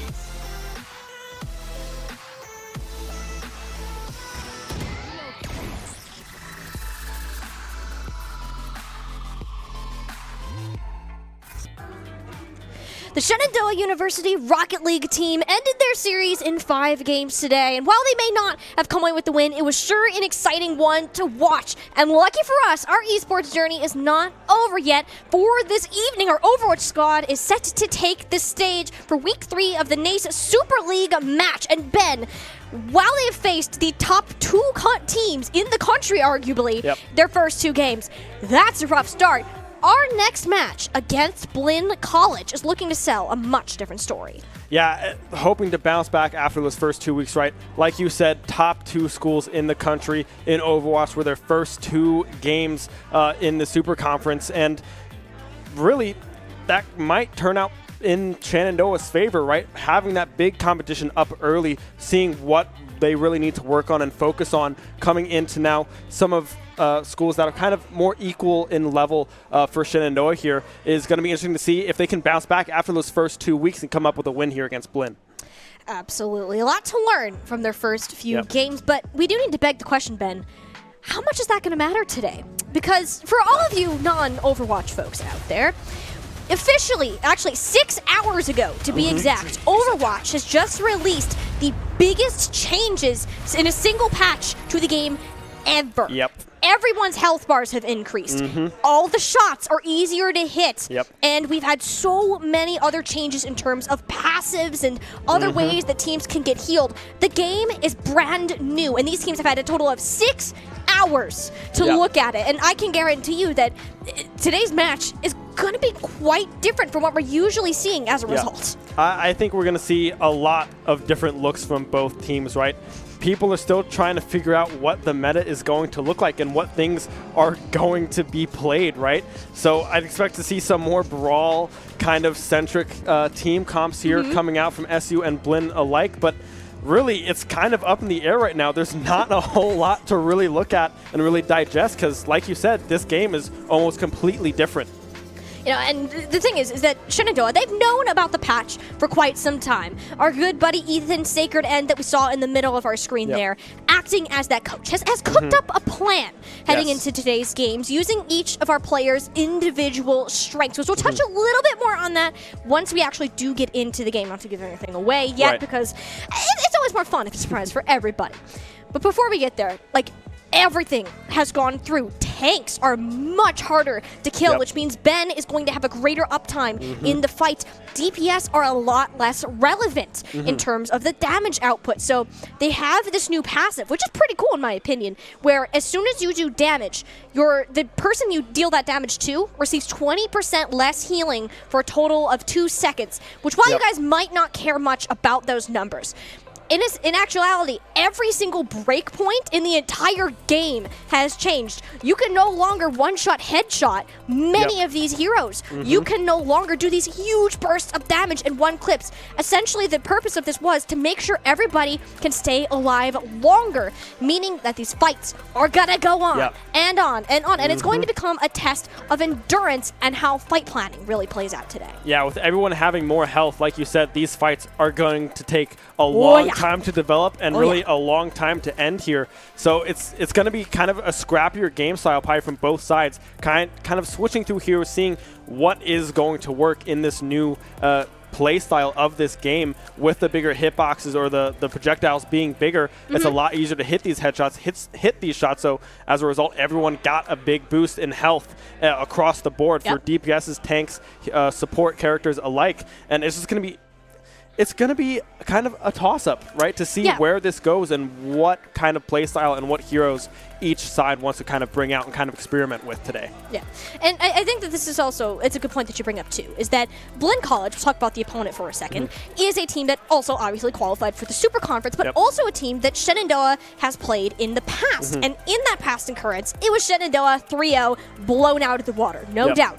This team, though, has also made significant improvements, and they're about on the same level, at least when we look in terms of ranks and experience across the roster. So when we're even in that regard, and you're heading into this big new batch that's it's scary and it's in front of you, it's literally going to come down to who has done more research and who's new idea of how Overwatch is going to be played turns out to be better. I mean, this is literally revolutionary things that we're going to have out on our screens today. And it's really hard for us as casters to know what to anticipate. I mean, even the team themselves, they're still thinking, they're still cooking up ideas of what really is going to work out, Ben. Yeah, they're definitely still sitting down as a team and being like, okay, is this going to work? Should we play this character? Should we not play this character? Should we play really aggressive, or should we just sit back and wait for this passive healing now to come through? After you take damage, right, I think 5 seconds once you're out of combat, you're just going to heal everything right back to full, very Call of Duty-esque kind of game style in that sense. And it's really just a different game altogether. There's stuff to talk about, but really not stuff to talk about because we don't know really what's going to come out. And that's hard because, like, literally, I've been casting this game semi-professionally for almost 3 years, Ben. And this is the very first time that I am saying I don't have any good guess about how this is going to turn out. I can give you the interpretations that I have based on the numbers, but in reality, it is up to these players to make these decisions off the coaches. And Sacred End is one of the best coaches that you are going to find in collegiate. That's not personal bias either. Like, he genuinely is up there amongst the tier 2 scene, even outside of collegiate. And he's one of those players that is known for making these decisions that are seen as outside the box. He's the one that had Shenandoah play this TP Brawl comp for so long that got them good at it to the point that no other team, if they were playing direct heroes that could counter them out and make it impossible for them to play the game, they still ended up winning. And that was off of his leadership. And I think that we here together, we have faith in this guy to come up with a plan to give these players a fighting chance. Yeah, I am very positive that he's cooked up something very interesting for this series today. Interested to see what that might be, right? It's just a different game all around. The characters, really, I mean, we'd expect to see possibly the same kind of stuff come out just to see what it plays like. We might see the Ryan TP again with maybe the Ryan coming out with Lucio, speed up, stuff like that. Maybe to see if that still works. And if it doesn't work, then maybe we'll switch back onto stuff like the JQ on Ben or the Sigma as well with that kind of brawl comp with that safety that provides. There's a lot of stuff to really test out here, and we might see kind of some newer characters come into play as well. We're trying new things today. So if what used to be the worst thing in the game could very well be the best now. And that's where that experimentation is going to come into play. And it does appear that it will be map dependent. We have seen some changes on some maps as well. Not anything in the first half of our series that we would see. So control maps, nothing really new coming out of them. Traditionally, though, they do lean more towards this brawly style where you're getting up in each other's face. You have the Junker Queens, the Reinhardts, the Hammers, the Melees, like anything else that you have that can get you close. That's where that control is going to come into play. Shenandoah historically, it's not their favorite comp anymore. They're working on, with these new players, how to build up that synergy once again. It's not their strongest, but it's not a bad look either. And I do genuinely have to wonder today, with all of these new patch notes coming into play, will this give them the opportunity to kind of shake up the game into something that they can play more favorite towards? Yeah, I think that's something that Seikoden probably thought a lot about, right? Of like, all right, this is a new game that we can kind of define what the meta is going to be early on in the Super Conference and kind of dictate the pace of these games and how they want to be played. And that's going to be really coming off the back of Seikoden there with that coach. He was, I'm sure, was reading all those patch notes in detail over and over again, trying to see what heroes will work, what heroes won't work, and things that kind of will shake up compositions, right? We could see completely different tanks being played. It could be DPSs could be up in the air, tossed out the window, and just seeing kind of set on fire what too, is why going to not? set. Yeah, why not jump on them? You know, something like that. But it's just going to be interesting to see what both sides come out with. If we are going to stick towards the meta that was already defined earlier this year, and if they're just going to stick with that and see if they can just make it work, or if they are going to have big adjustments with supports, possibly playing more flex support, stuff like that, to try to get just damage down and whatnot. Yeah, and a lot of those change-ups are going to come in, like, with some of those heroes. Like, a lot of the changes in, like, you have more health. How do you do more damage? Good heroes to amplify that, at least in the support line, are Zenyatta with the Discord Orb. You have a ton of health now. You can throw that out, and one player takes 25% more damage. And you stack that with a 20% healing debuff onto them, and you very well have your way to find elimination. I mean, that's one way you could pull it out. You could take a Mercy out to play. She's had a ton of changes in terms of her mobility. She goes up and down, side to side. She's very difficult to put a nail on originally with the support that she has as well. But we don't get to shake it up today. I can see the confusion on your face because, you know, we've really only seen one, maybe two maps here in terms of the collegiate selection. But this one is a bit of an oddball. Busan will be making its debut here for Shenandoah's collegiate match. Yeah, it'll be interesting to see what they kind of bring out on Busan here. We don't know what the rest of the maps are going to look like right yet.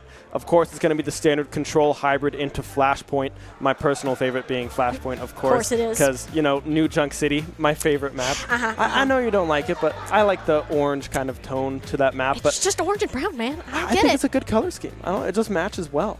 But it's color scheme. It's two colors and, like, a couple different shades. Yeah. Well, see, the different shades, you know, adds to kind of the feel of the map, you know. Okay, you know what? That's fair. At least Busan, though, has more colors. I mean, look at this. You got blues, you got whites, you got this, like, futuristic style right outside the train station here. And to talk a little bit about Busan as a map, you have two points here. They are Sanctuary and Downtown that can lean a little bit more towards this dive composition where you're playing these very fast characters and you're kind of all just jumping in, collapsing onto one. And you have another one, which is mecha based, kind of the oddball out here, and that's the one right on our screen, ironically. This is where Brawl is going to come into play. Your Junkrats, your Reinhardts, and maybe a Symmetra Armee or two, because you're forced to fight in much closer quarters, but with maybe an extra hit scan to hang around like this little circle we have above the objective. And you have options, right? Busan is arguably one of the more, I guess you could say, structured maps in terms of the compositions that you end up playing, which perhaps is a reason for wanting to pick it, is to add some form of control, no pun intended, to this crazy meta that we're just trying to get into. Yeah, and you saw on a lot of these points, right, they have that kind of high ground kind of format to them where you can really kind of play these Junkrats and really be very just aggressive and just kind of a pest up there on those kind of balcony areas, lobbing down these grenades from Junkrat. Of course, I mean, it'll do a lot of damage, and with that heal cut that will now come out with ticks going off from those bombs, it'll be interesting to see if teams can follow up on those bombs and really capitalize and single out one member at a time and really kind of try to pick one and move and call shots and targets as we move through these team fights. Especially on a map such as this one, target prioritization is ever the more important. As health bars increase, it takes a lot longer to actually take out a singular hero, which is why we'll see teams, like I predicted, shifting more towards a fast-paced style. Blinn teasing the Wrecking Ball with that Zenyatta for that extra damage output, and Sky Sniper with the Tracer. So it's things like that, and Shenandoah seem to have a very similar idea. Yeah, Ben swapping back and forth here between the Sigma and the Wrecking Ball as well. We see King Kong Poppy also on the Zenyatta, something we touched about with that 25% extra damage being dealt with that orb being on the enemies there. Kind of the same kind of approach here with that TP switching now over to the Soldier. A nice hit scan character for really getting these heal cuts going and kind of snowballing into Shenandoah's favor. Blinn and Sacred End are both incredible hit scan players, and that's why you're going to put Ben on the Sigma here, is to give them a shield, a safe place to kind of lay in this damage.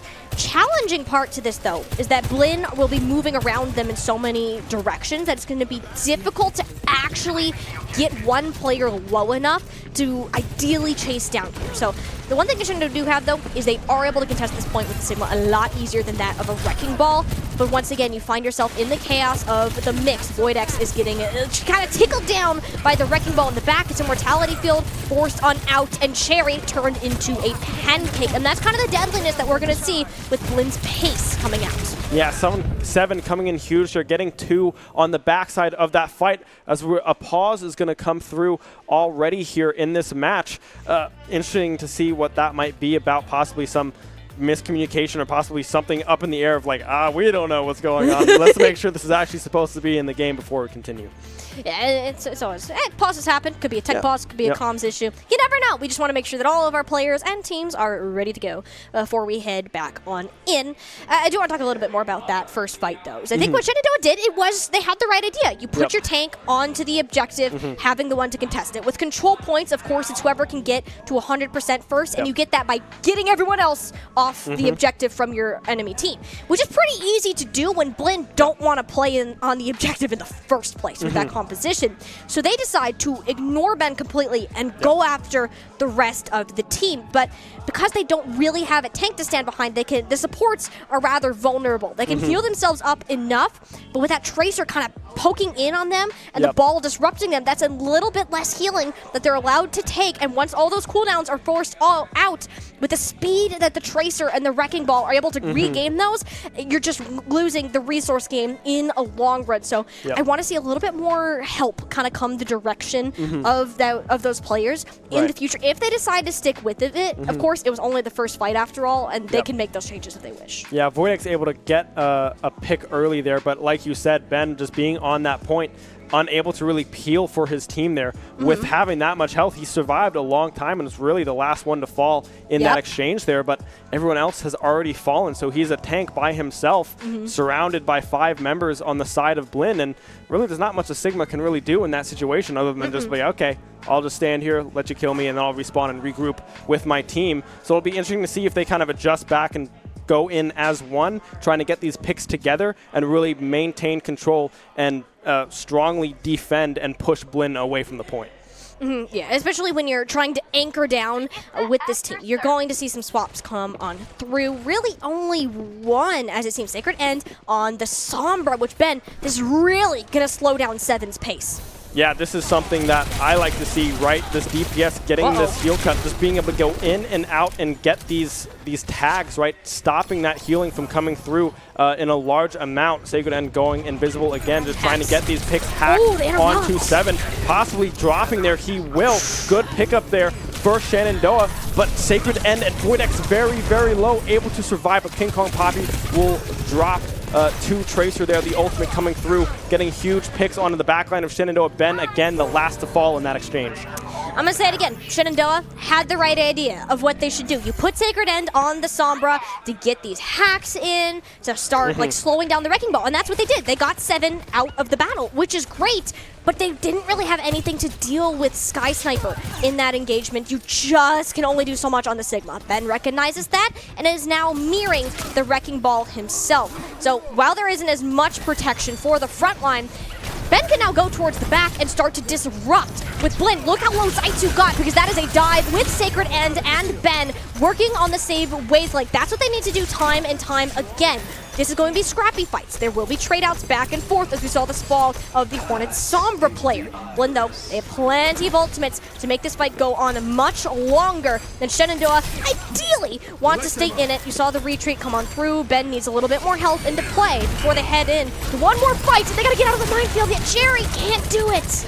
Yeah, Cherry unable to get out. The window will come down, but Sacred End and King Kong Poppy will fall in that exchange. Zaitu coming back to pick Sacred End off of that backline. Zaitu as well, really Blinn as a whole kind of moving forwards, maintaining possession of this point, forcing Shenandoah back, forcing them to regroup for one last potential push here for the first round. And they're going to guarantee themselves an overtime. Ben rolling on through and right on out just as quickly. Only goal of this, keeping the overtime wick burning. There's several big abilities on the side of Shenandoah, but they're not going to get the chance to use them. Blinn went to the backline. It was a nano visor, a transcendence. And the objective can only be sustained for so long. Blinn being on this composition first, they had this ultimate advantage going later down on the line. Control points can often be one-sided when you get that first fight win. It's much more difficult for the other team to come back. And Shenandoah, they found themselves victim to it, made the swaps, but it was just a little bit too late. Yeah, Shenandoah now looking possibly towards this Lucio as well on King Kong Poppy. Ben switching back to the Sigma and a May coming out. A lot of swishes coming across the board. We'll see what happens here in the next few seconds once they leave their spawn here. But like you said, Blinn being on that comp to start off and winning that early fight, giving them really the ultimate advantage all the way around for all of their members. And really Shenandoah having to switch off multiple times didn't really help the situation in trying to take these fights later on in the round. And now their hope is to try a similar thing with that Sigma Sacred End on the May as an attempt to slow down the pace. And I like this a lot better now, because now Ben will play more with the team. The May actively slows anybody that comes near. So Blinn are now forced to play at a greater range, and Shenandoah are essentially playing a game of cat and mouse, that they get caught out on this long rotation, and losing Cherry is arguably the most devastating pick that you could have in a composition such as this. 7 came in like a wrecking ball, took out King Kong Poppy, followed by Ben. And this is going to be a Blinn first cap. Yeah, Zaitu able to get Cherry first down in that exchange. One of the pivotal healers there in that instance, just unable to escape the visor of Zaitu there.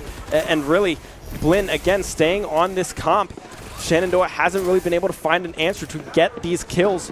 They've been able to find the Ana a few times here, but unable to capitalize and get anything else in addition to that kill.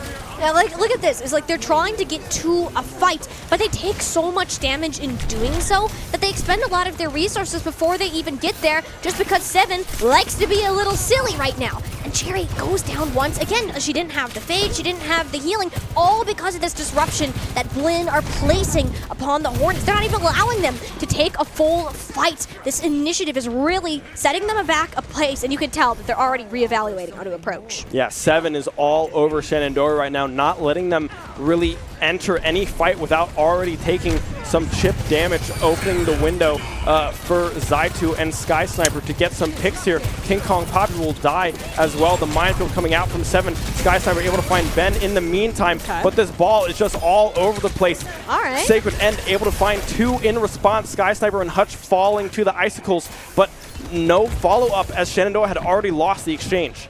Yeah, they're so split right now, and by the time that Shenandoah get back into the fight, Blinn's characters move so quickly that they're going to be ready for a full 5 battle, and this time with an extra cherry on top with these ultimates that come through. I want to see Shenandoah start to take this initiative. They're so close to getting a flip back over. Sound barrier forced out in response to that nano advisor on the high ground, and well, that's enough to sustain for a little while. Voidex falls a little too low. It's on heroes like Sacred End to come up when it is needed. Both the APS down, the point now ticking up in favor of the Hornets. Yeah, Sacred End getting 2 again. May on a rampage, 5-player kill streak now.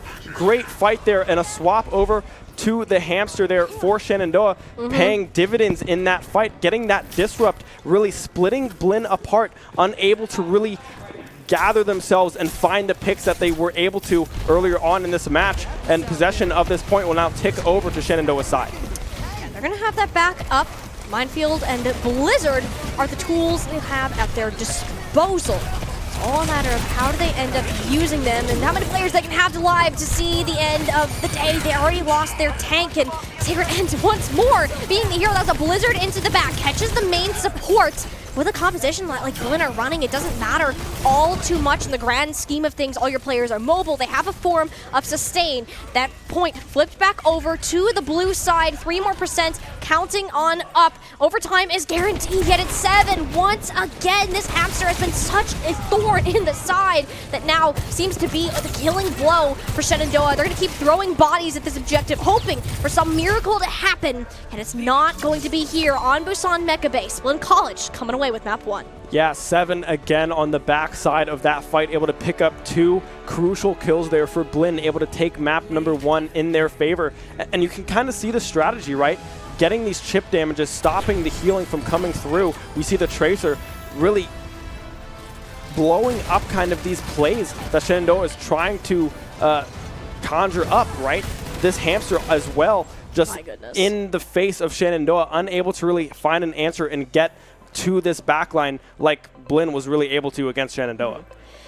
A big difference that we kind of see in that is even when Ben tried to run the Wrecking Ball, which is a good counter swap, we're not factoring in Sky Sniper nearly enough. And it's that tag team duo, 7 and Sky Sniper, that have the ability to lock in on one target. There's a Discord launched in from the other side that Hutch puts on, and suddenly that's one player from Shenandoah taking so much damage. And Blinn is using their synergy to kind of crack the code of this new meta. Yes, there might be more health, but if you have several targets that are all laser focused in and all of your abilities are on it, you automatically can get yourself that elimination on up. And because they were doing it so quickly and took initiative before Shenandoah really got to any solid battles there on Mecha Base, you just can't recover. You have to go back to the small ones and retreat. When Ben went over to the Wrecking Ball, it kind of worked out, but you don't have a Tracer, you don't have a Sombra or a Zenyatta to help support you in the same way that 7 and Sky Sniper working together in a fight like this one. Yeah, Sky Sniper putting in work there in the backline for the fights for Blinn. And like you said, the synergy with Hutch there, putting that orb onto a backline member of Shenandoah, and Sky Sniper, as slippery as Tracer is, just able to go in and out, get this poke damage and get these early picks. Zaitu often the one cleaning up those in the backside with that hit scan on that soldier, just really able to tear through the backline of SU. Cherry falling first often there for SU, and really just keeping the pressure on them, keeping them kind of chipped down and low in health. And that's exactly the goal that Blinn had, and they accomplished it wonderfully on that map in particular. And Sky Sniper, I think, died once in the entirety of the map, and it was on Mecha Base where Ethan literally had to use an ultimate in order to get him down. And the problem is when you start moving forwards into these maps, you go on, you think, if you're Shenandoah, what do we pick? How do we want to play around this next map? Historically, Sigma, snipers, and double flex support is their comfort zone, and Paradiso is their home to pull it on out. And honestly, this goes against Blinn's composition relatively well. Yeah, it'll be interesting to see if they kind of bring out that same kind of style of gameplay, right? We've seen Widowmaker kind of thrive in these higher kind of elevations that she can get these angles on and get these picks into the backside. I'd expect to see kind of Shenandoah continue with what they kind of started off with. The Sigma here on this hybrid push.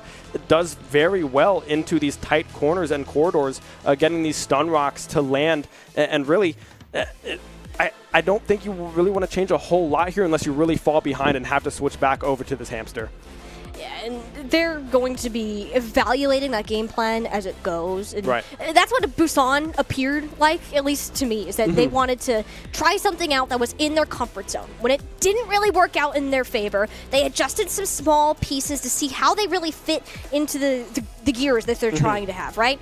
When it really wasn't a great fit, they kept making those adjustments, and they used those opportunities well. They found some things that worked and some things that didn't. And now you're going into arguably their best map that we've seen from them so far, and one of their favorites, actually. With that idea of, all right, we've tried these things, how can we continue to build on that from there? And don't really anticipate any snipers, to be honest, because everyone's health is so much higher. You can one-shot most heroes, but not all of them. And you have to charge up your damage a lot longer, especially on a Widowmaker, a Sojourn. So if you're going to run that, it's not impossible. Right. But if you're expecting Blinn to roll out with the Wrecking Ball and the Tracer, I mean, Widow might as well be #1 on the hit list. Yeah, definitely a lot harder to really pull off a comp like that.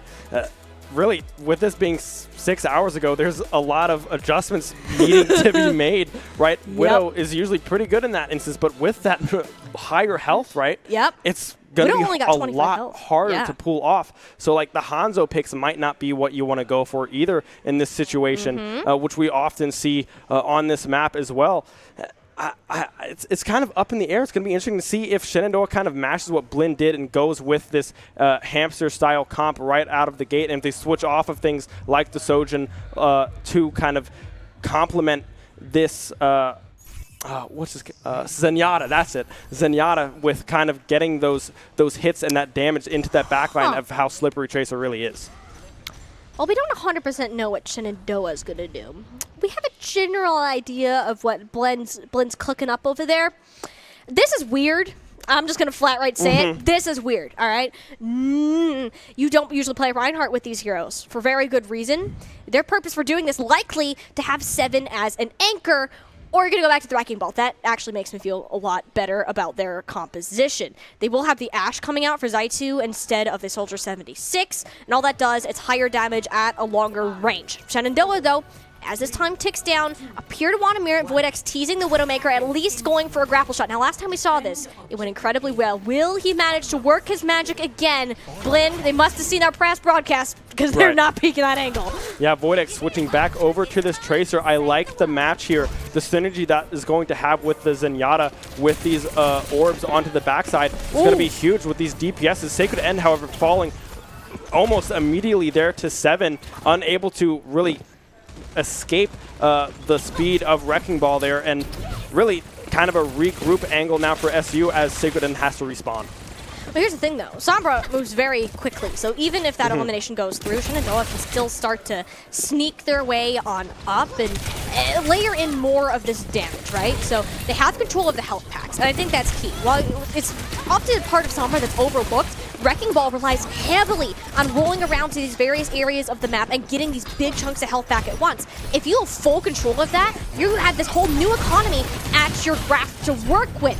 However, running a Brig Zen works really well most of the time when you're playing that with a Zenyatta, who is all this fire going on to him. It's only going to do so much in the long run. So Shenandoah, they got close. They have a new plan cooking, just haven't gotten it set in motion yet. Yeah, 7 again in that exchange, finding that backline, getting that slam down on to Cherry there. The Zenyatta falling early, really limiting what SU can do in that push. Sacred End now kind of looking now towards this backline, kind of getting a flank onto these support characters on the side of Blinn, searching for the Zenyatta. Yeah, really all this is a game of find these supports. You got to get to the supports, though, and Sky Sniper and 7 aren't entirely fond of that idea, so they're taking the fight towards Shenandoah. They're not allowing them to get this setup. Sacred End can get there easily because he's invisible. Woohoo! The rest of the squad have to work their way through the remainder of Blinn's setup. Can they get a cack on the Wrecking Ball? No, not quite. Sacred End is poked on out. Blinn have not made his job easy whatsoever, and we've had nearly 2 minutes, and Shenandoah are really yet to get themselves on the objective. Yeah, really good defense coming out from Blinn here.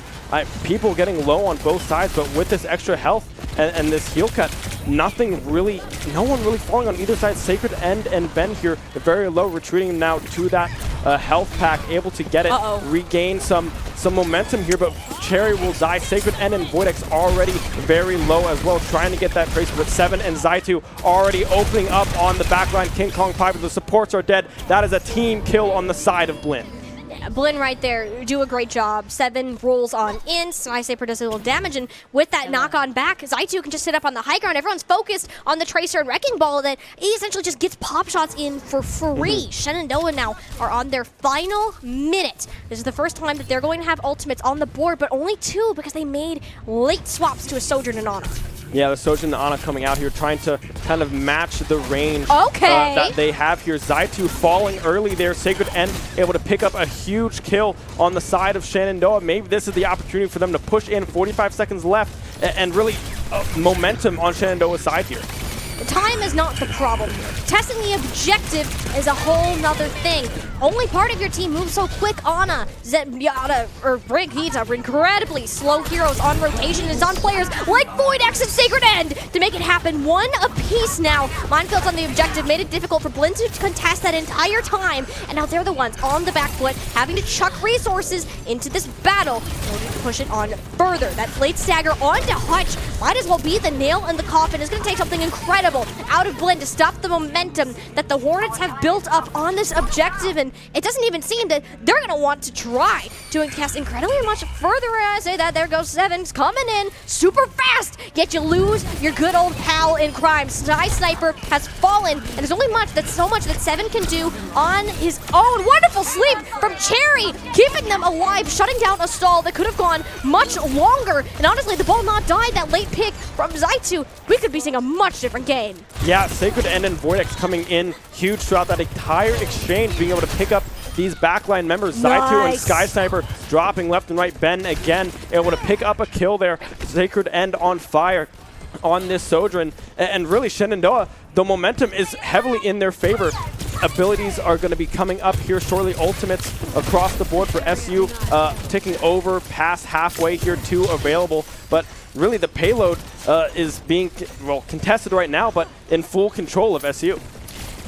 The payload is going to see some break checking come on in, just because of how easily Sky Sniper and Seven are just going to stop it. Oh, you're asking me, oh, nope, there's somebody on the payload, because they're just moving in and out, right? And Shenandoah's progress will be hindered a little bit because of that. They know it, and they'll take the fight to the high ground as a result. And look at this. They've already got the payload over halfway through this original objective. You're forcing Seven to back on off, and you can start contesting at this corner. And of course, Sacred End is going to continue the reign of terror that he's been on the entire time. Shenandoah really leaning in to their player coach on this objective. Unfortunately, he does bite off more than he can chew, with several players being up on the high ground, and it appears we're going to have to see a Hornet reset. Yeah, Sacred End falling there really opens the door for Hutch and Sky Sniper to go in and make stuff happen on their own. Sky Sniper getting 3 in that exchange. Huge play coming out from them, and Blinn able to salvage and stop the push there from SU as a reset is going to come through, but 4 ultimate abilities available for SU on this next push. But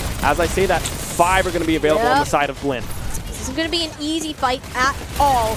Shenandoah, they definitely know it. They need to use their resources wisely. It's a pulse bomb on out, and Ben is there to thrive the day. Suddenly, all the scores are even in terms of the ultimate economy. Nano boost onto Ben, looking to whirl his way up to the high ground, dodges the sleep, or at least he thought. Put that down on the floor, has to try to roll his way out of danger without one of his key DPS players to help follow it up. Sky Sniper is running a tear through the back line of the Hornets. They're trying so hard. VOIDX got a nice elimination. The Ana, all that you can ask for from this roster. But Ben, this fight, it's been staggered. It's gone on so long, and they spawned heavily. Favor the defenders. Time ticking lower and lower. The final touch. Is there even going to be one? Yes, there is.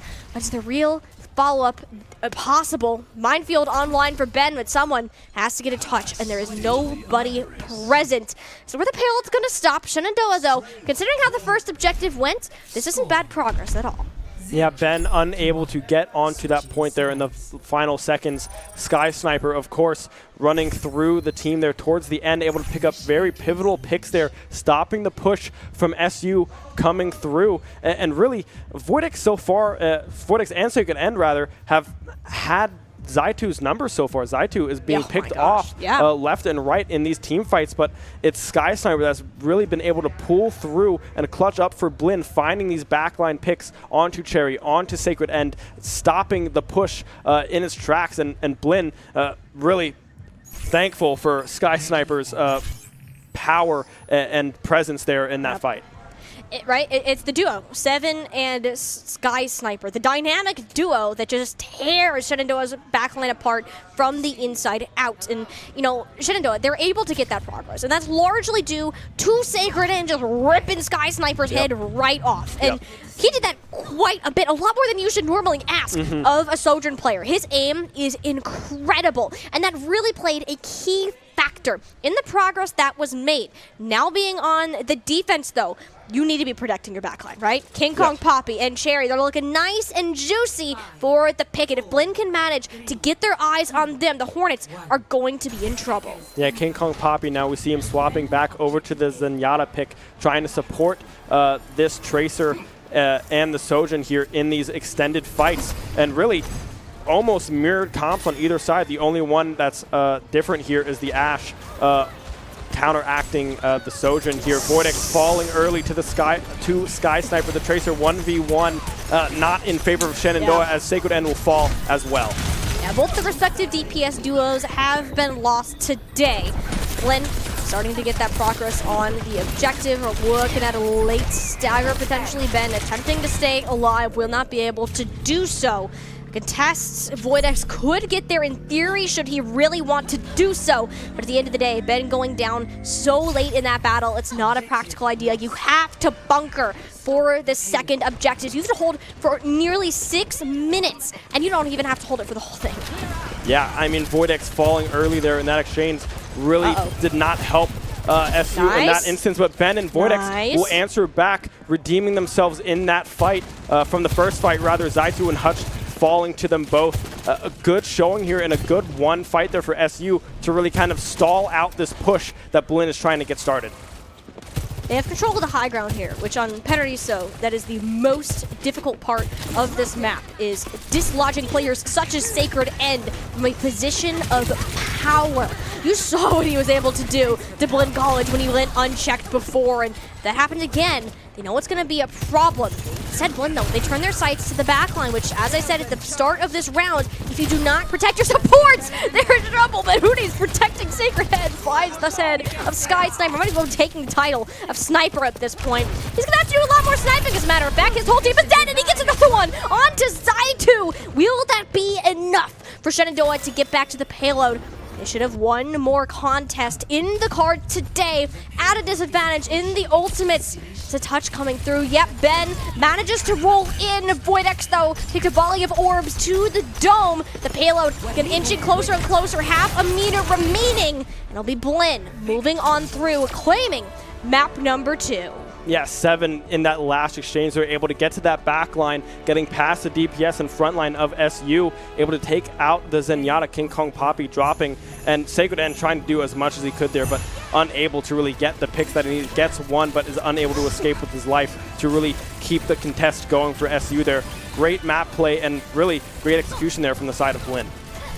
Blinn had an incredible map. I'm gonna say it again. It's seriously, it's so impressive the synergy that Sky Sniper and Seven have on their respective heroes. It's not an easy thing to pull off. And Shenandoah, respectively, were they really expecting that to come on out? I mean, these players are just on another level. It takes so long to have this connection with your teammates to fully develop that. And unfortunately, it's put Shenandoah in some unfavorable fights, especially when you're trying to keep your supports alive. They can heal each other as much as you want, but if you have so many players poking you down at once, there's only so much that can actually happen there. And you know, it wasn't a bad map. They did make that progress. Sacred End had some incredible highlight moments and really gave Shenandoah the life to keep pursuing forwards. It just can't be the only thing to help them come back in the series. Yeah, really, the hamster is kind of playing a lot of kind of forwardness and disruptiveness on both sides here. I love the match coming through from Shenandoah, matching this hamster on the side, but Seven right now has just been all over the place, all over this backside of Shenandoah. Cherry unable to really peel for herself there, and Sacred End and Voidex as a result are dropping in a lot of these fights kind of halfway till they are done there. The team fighting right now and the pick potential that Blinn has with this Ashe and with this Tracer have really outshone that of the Sojourn and Tracer on the side of SU.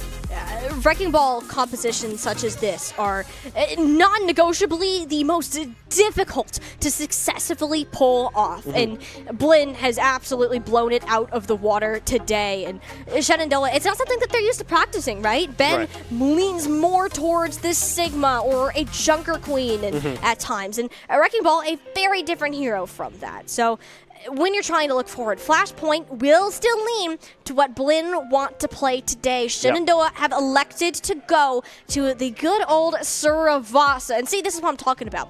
Colorful. They like color in their lives. You know, it makes them happy. It makes them smile. You're down 2 maps. You need all the help you can get. But New Junk City has like a hot air balloon, right? I think that's pretty cool. Suravasa doesn't really It's got a have. floating they kind ring of have thing. that kind of ring. That's kind of cool too. That is actually. kind of cool. I like it. I'm telling you. It's a cool map. It is a cool map. A lot of colors, but right now Shenandoah is trying to bounce back in this Flashpoint, which is something that they've been able to do multiple times, right? Flashpoint is something that they've become very good at in the past year. Definitely their best map indeed. And it'll be interesting to see if they kind of stick with this Wrecking Ball and this Tracer comp, or if they're going to lean towards something more like this Lucia that you often see on a map like this, specifically with Flashpoint, with the rotations that are needed to get these points faster than the opposing team. Flashpoint is a game about speed, rotations, and ult management. And so far, Blinn, their composition is the definition of speed. You literally cannot get faster than that unless you decided to run a Lucio, which they likely will not do. Shenandoah, on the other hand, they like to run that Junker Queen. Maybe they'll add some adaptations, a May, even a Torbjorn even, to add some poke damage in there. Those are the changes that we want, right? Those are the changes that they need to make. What they've done so far, it's worked at times, but never consistently enough to stop Blinn's progress. As we head into Suravasa, we need to be looking out for how do they check Sky Sniper, how do they check Seven, and keep that dynamic duo from tearing them apart again. Yeah, tracking the both of them is going to be the difference maker in this Flashpoint. Stopping Seven from getting to that backline, from getting to Cherry, from getting to King Kong Poppy is something that they really need to look at. Try to keep Seven in front of you, and if you can't do that, maybe turn and try to just blow Seven up and then transition that into a snowball forwards. With the tank down, there's not a whole lot that a team can do, especially if your tank is still alive. If Ben can survive through and sustain through these longer exchanges, Shenandoah can really start to move forward and roll in, no pun intended as well, with hamster there, and roll forwards to these points and be able to get these the edge that Shenandoah is looking for and have had glimpses of in these first two maps. Shenandoah, they are not down and out of it yet. While it may look a little grim as we're heading into Suravasa, perhaps the bright, sunny streets will start to cheer them up. Far from the kind of cold, snowy, rainy, weird weather we've been having in Virginia. Quite a change. If I could go to Suravasa, I certainly would. Shenandoah, though, their Overwatch team is pretty lucky. They're going to have to play what could be their last, well, it will be their last map pick. That is a guarantee out of today. They've made significant improvements when it comes to how they play this map in general. I've had multiple players and the coach state that, you know, this is where they feel the most comfortable because there's so many different aspects that you can control within a chaotic environment. Blinn, though, causes the chaos. They are the chaos. But to be able to wrap the reins around it here in this initial flashpoint. Yeah, and with this map, there's a lot of close quarters, right? So Tracer, able to get these pulse bombs into close quarters is going to be huge and able to get these backline picks. But with the speed of Tracer, there's a lot of angles that they can really hide behind and not be seen and catch these flanks and really just kind of disrupt the flow of SU's rotations, which is what Voidex is going to look to try to do here on the side of SU, trying to do the same thing that Sky Sniper has been doing all game long. The synergy is there. I mean, Ben and Voidex have played several semesters together, and it's not, or well, okay, one whole semester plus the first couple weeks of this one, but it's not a composition that you usually practice, and Ben was on a completely different role, all right? And his adjustment to this is going to be bigger than a lot of the other players. Not only is it slightly out of the normal comfort zone in competitive Overwatch, but he also has to adjust playing this Sigma once more. It's a huge biohazard thrown into the back on 3 players. Ended up getting hit with that one Blinn, they're coming into this full steam ahead, and Ben is able to get one player incredibly low. There's I2 hanging on for dear life. Ends up rotating closer to Shido and Hutch on the Zenyatta to help that one out. Meanwhile, it happened once again. Ben is so focused on the front line. The team wants to help him with those players that are out there. They're vulnerable, but there's only so much that they can do when Sky Sniper is back there running amok. Yeah, Sky Sniper again picking up 4 kills in this exchange throughout this entire fight. Make that 5. Sky Sniper unable to be tracked through that entire exchange. Shenandoah just falling one by one to this Tracer. Ben opting for that Sigma, like you said, but King Kong Poppy also taking this Lucio, looking for these faster rotations and these faster contests on the side. Sky Sniper falling very low to Voidex there, but unable to finish the job. Sky Sniper able to get back as SU has to concede control of this point. A 7 again is just wreaking havoc in this backline. Almost dead here, however, but Sky Sniper is there to divert attention. 7 able to get back, possibly barely alive. Voidex unable to get that finishing blow onto the hamster there, as he will now roll back into SU, but will fall. A little bit of an overextension there. Sky Sniper, however, with the pulse bomb onto Voidex, will get the kill. Zai 2 as well, finding King Kong Poppy, and now Blinn really rolling through this backline of SU. Just look how slow Shenandoah had to approach that point, right? They eventually got there, but a lot of their major cooldowns got expended. I mean, you had to keep your supports alive. 7 ended up going down, sure, but they can only sustain you for so long. If that economy eventually sweeps out of your favor, Blinn are able to take full control of it and will end up wiping the floor clean.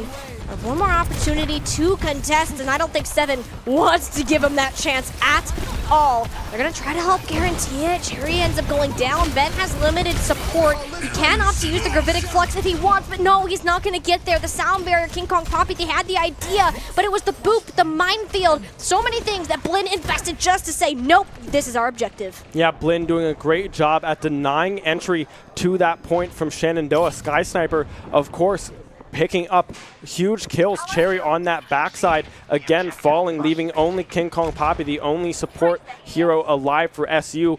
Dropping the beat there, but just a tad too late, unable to save Ben in that exchange. And in turn, with that happening, with just 3 kind of squishier characters alive here, Blinn is just able to roll through and gain first access to this next point. They don't have first access, they have the speed, and I mean, Cherry just as a target on her back. There's only so much that she's able to do to stay alive, and I think Shenandoah swapping over to the Tracer hopes that they can help keep Sky Sniper in check, but even that wasn't enough. Sacred End was on the point, kind of peppering down the back line, managed to get 1, and so we're going to see even more swaps come on in. Ben over to a new hero that I have never seen him play, and he definitely hasn't played a collegiate. The D.Va is making an appearance. Yeah, D.Va coming through here, possibly some more speed and some backline access is what SU is looking for as she's able to rocket or boost her way through into the backline. Voidex, however, very low. 7 able to pick up the kill there. That nade again coming huge from that Ana on the side of Blinn. Zai2 and 7 able to clean up the backside of that fight, and really Ben just left out to dry, decides it's no use staying alive for this long, jumps off and is resetting with his team. What we just saw right there, that elimination onto King Kong Poppy, was picture perfect what Blinn has been doing all game long. It was the sleep dart, the anti-nade, the discord, the pile. I mean, everything is so focused onto one player. And Shenandoah, they've made the swaps to kind of counteract that. D.Va is a great hero when it comes to healing for your backline, trying to eat some of this damage out of the way, which Ben, yes, he's doing an incredible job as. But you're so focused on keeping everybody alive, who's left to get to the point? Right. Yeah, really the rotations just are faster for Blinn right now. This hamster is moving a lot faster than this D.Va so far. The Lucio trying to help out in that regard. They will kind of get to this point relatively faster than Blinn here, having first access. It unlocks in about 15 seconds here, but Blinn is going to be able to get there. The Minescope coming down from 7 already, turning onto Hutch. Huge turn there from Shenandoah, but King Kong Poppy drops as a response. Ana, D.Va punching her way through. The Ana will die. 3 picks in favor of SU. Cherry will fall to Sky Sniper as well, but a one fight there by SU could mean the difference between capturing this point and really continuing on in this map. But it was just Ben. He had no healing left. What Shenandoah did was exactly what they needed to actually accomplish. Find somebody out of position, ignore the chaos in the backline, and just laser in. They're now in control of the point, have the sound barrier to sustain even further. King Kong Poppy saw Hutch, decided against committing onto a full attack. Now he's turning his sights on to Sky Sniper. Has been a problem, but no, Ben can't get back into his neck. 4 going on down, no tank available for Shenandoah. The rest of the pieces surely just starts crumbling from here on out. They're able to get a decent amount of percentage on this objective, which is going to be massive for them in the future engagements. Yeah, being able to regain and regroup onto this point here, getting 57% in their favor. 4 ultimates feasibly possibly going to be available here for the side of SU. A Kiriko swap now for King Kong Poppy off of this Lucio, possibly for some more survivability in this backline with that Immortality Shield that can come through from the Kiriko. Really just trying to stay alive. Denying 7. Sky Sniper will go down. Sacred End, the Tracer, 1v1 there going in favor of SU. Huge pick there to start the re-engage onto this point. That's why we put Sacred End onto the Tracer. Take the problem out before it even starts, or at least give it a decent contest, but no, the nano boost accidentally goes onto the baby Diva. Oh, it's a small frame error that could potentially cost Shenandoah massively in this battle. It rarely ever happens, but when it does, it really starts to hurt. Oh, the point is over in Blinn's favor. Shenandoah, I mean, you're so low in percentage. The King Kong Poppy goes down here. They might have to say goodbye to the rest of this series. Anybody managed to get into the point in the next 2 seconds, it's possible. Ben went down incredibly late, wanted to get there on the Doomfist, will not be able to make it. Blinn will be coming away with today's series 3-0. Yeah, Blinn having a really great read on kind of what these changes are really going to do to the game. The hamster, really 7, was playing out of his mind all 3 maps. 7, Sky Sniper, the support, the nade, the discords. I mean, Blinn have this locked in. They had the plan going on today, and Shenandoah, they had a completely different idea. And it's not to say it was a bad idea per se. It's just so opposite of Blinn's that it really came back to bite them. And Blinn's comp fully countered theirs out. They tried to be a little bit more stubborn about it. Like, all right, these are our comfort heroes. We're going to stick on them as long as we can to have our best chance of winning. They just never really found an answer to some of those harder counters out there. And we did see improvements. We saw some adjustments, which is great, especially in a game of Overwatch. But it seems that they're going to have to come away from today's series still looking for their first win. Yeah, and it didn't look bad, right? Both teams kind of coming in blind, 6 hours, like we said earlier, looking at this patch, trying to figure out what on earth they can do with these changes. And I kind of liked what I saw, but that Tracer, Sky Sniper, really being able to disrupt that backline like they did. It was just hard for Shenandoah to really counter-attack those picks after Cherry went down. King Kong Poppy, Vortex alike, everyone getting picked off one by one by this Tracer in the backside. Really hard to combat that push then with a man disadvantage there for SU. And honestly, we'll be honest, I mean, Shenandoah were considering that exact same composition heading into today, but the reason they opted against it is because they've had so little practice on it that they're like, why do we want to try something brand new? Like, it's literally the hardest comp of the game to synergize, whereas Blinn, this is their comfort zone. I mean, this is their version of Shenandoah's TP Brawl that they ran for months, for multiple semesters, mind you. And the fact that this meta landed on it was honestly such a great luck of the draw for them, and they kind of showed Shenandoah the potential that it has in the future, and it really does make us think here. Shenandoah, they're going to keep practicing this, right? And it's 100% an idea that we could see come back to light later on. Yeah, I'd be excited to see how Shenandoah kind of adjusts moving down the road into next week, right?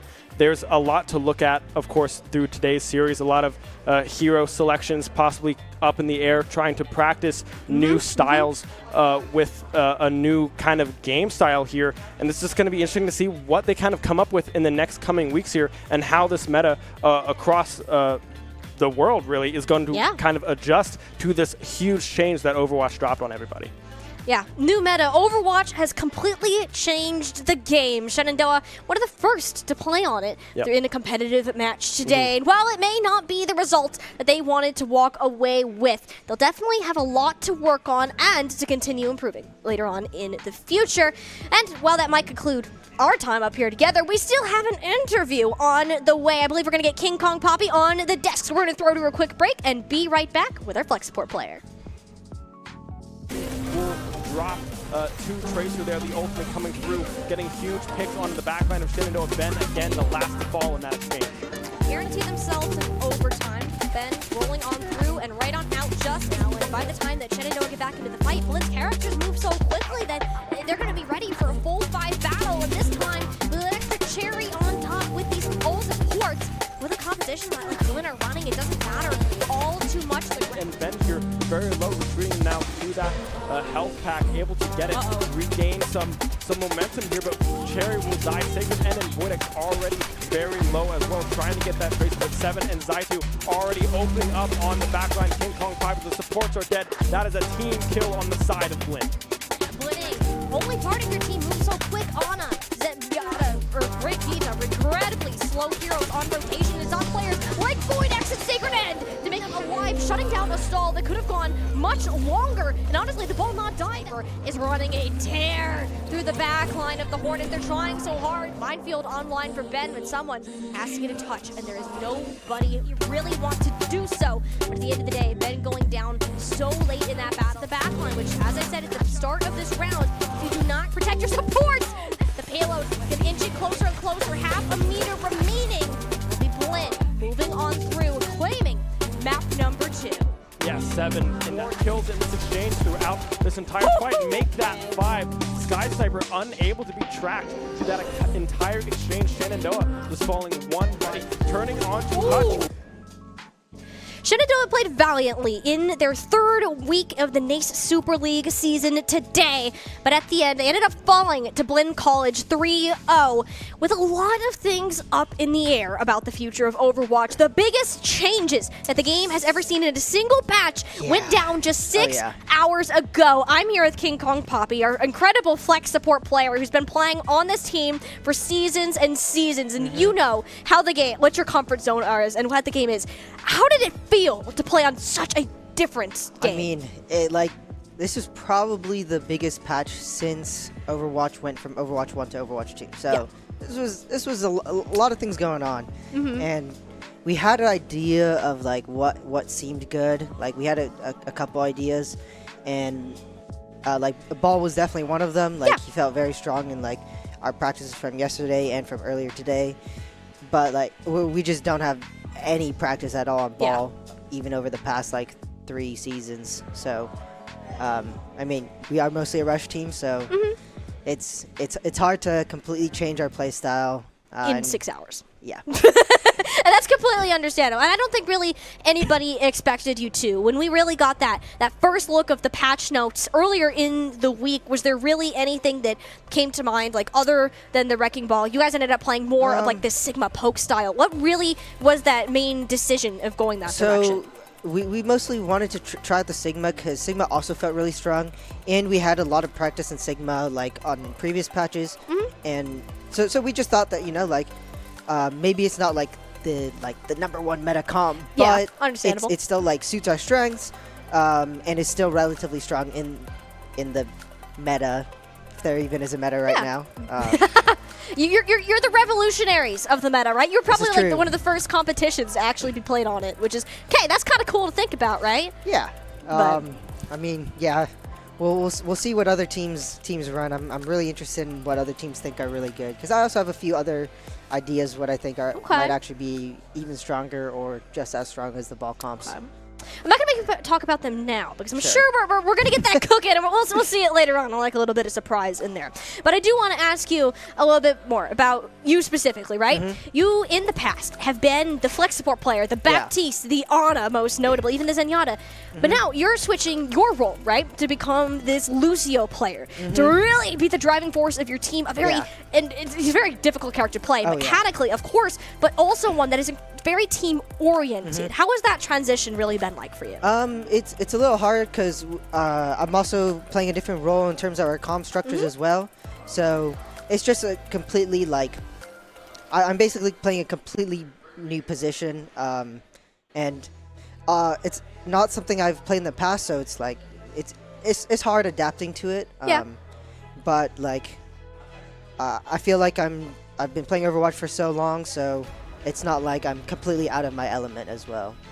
Yeah, this is your senior year after all, Yeah, right? So exactly. this is one of the last seasons, well, the last season, right, that you'll be playing Yeah.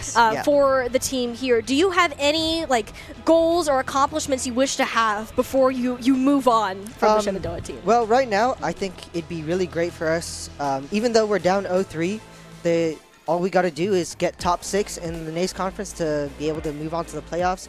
And even if we don't, we still have LCQ. So as long as we're able to get into that NACE playoffs, as long as we're able to get into those NACE playoffs, then that'd be a great, I'd say that'd be a good goal to have for this semester. Of course, and honestly, you guys are getting better and better every single match. You guys did your best to survive amongst the chaos that Blinn was causing today. I know that they definitely threw you guys for a loop, and you're going to want to go back and break down this one a little bit more. So I'm going to get ready to let you go here. But before I go, do you have any shout-outs, final comments that you would like to make today? Thank you to anybody who's watching. Please continue supporting us. Have a nice rest of your evening. Well, very well said. I hope you have a nice rest of your evening as well. And of course, thank you to all of you for tuning in for our esports broadcast this evening. We got a heck of a lot of games coming in tomorrow. Call of Duty, League of Legends, Valorant, and Rocket League to top it off. You won't want to miss those starting at 6 p.m. EST. So make sure to give the Shenandoah Esports channel a follow, and we will see you then. For now, though, have a great rest of your night and stay safe out there. Shenandoah, balancing attack. Yeah, Big Murph looking for a Mango! clear there. Mango Woo! off the corner there. Quick answer back for Arcadia off of that back wall there. Just unable to reach it on Shenandoah's side. Good play there from Arcadia to even up this half, right? I mean, Big Murph all the way getting that flip reset. Just perfectly executed there from Arcadia.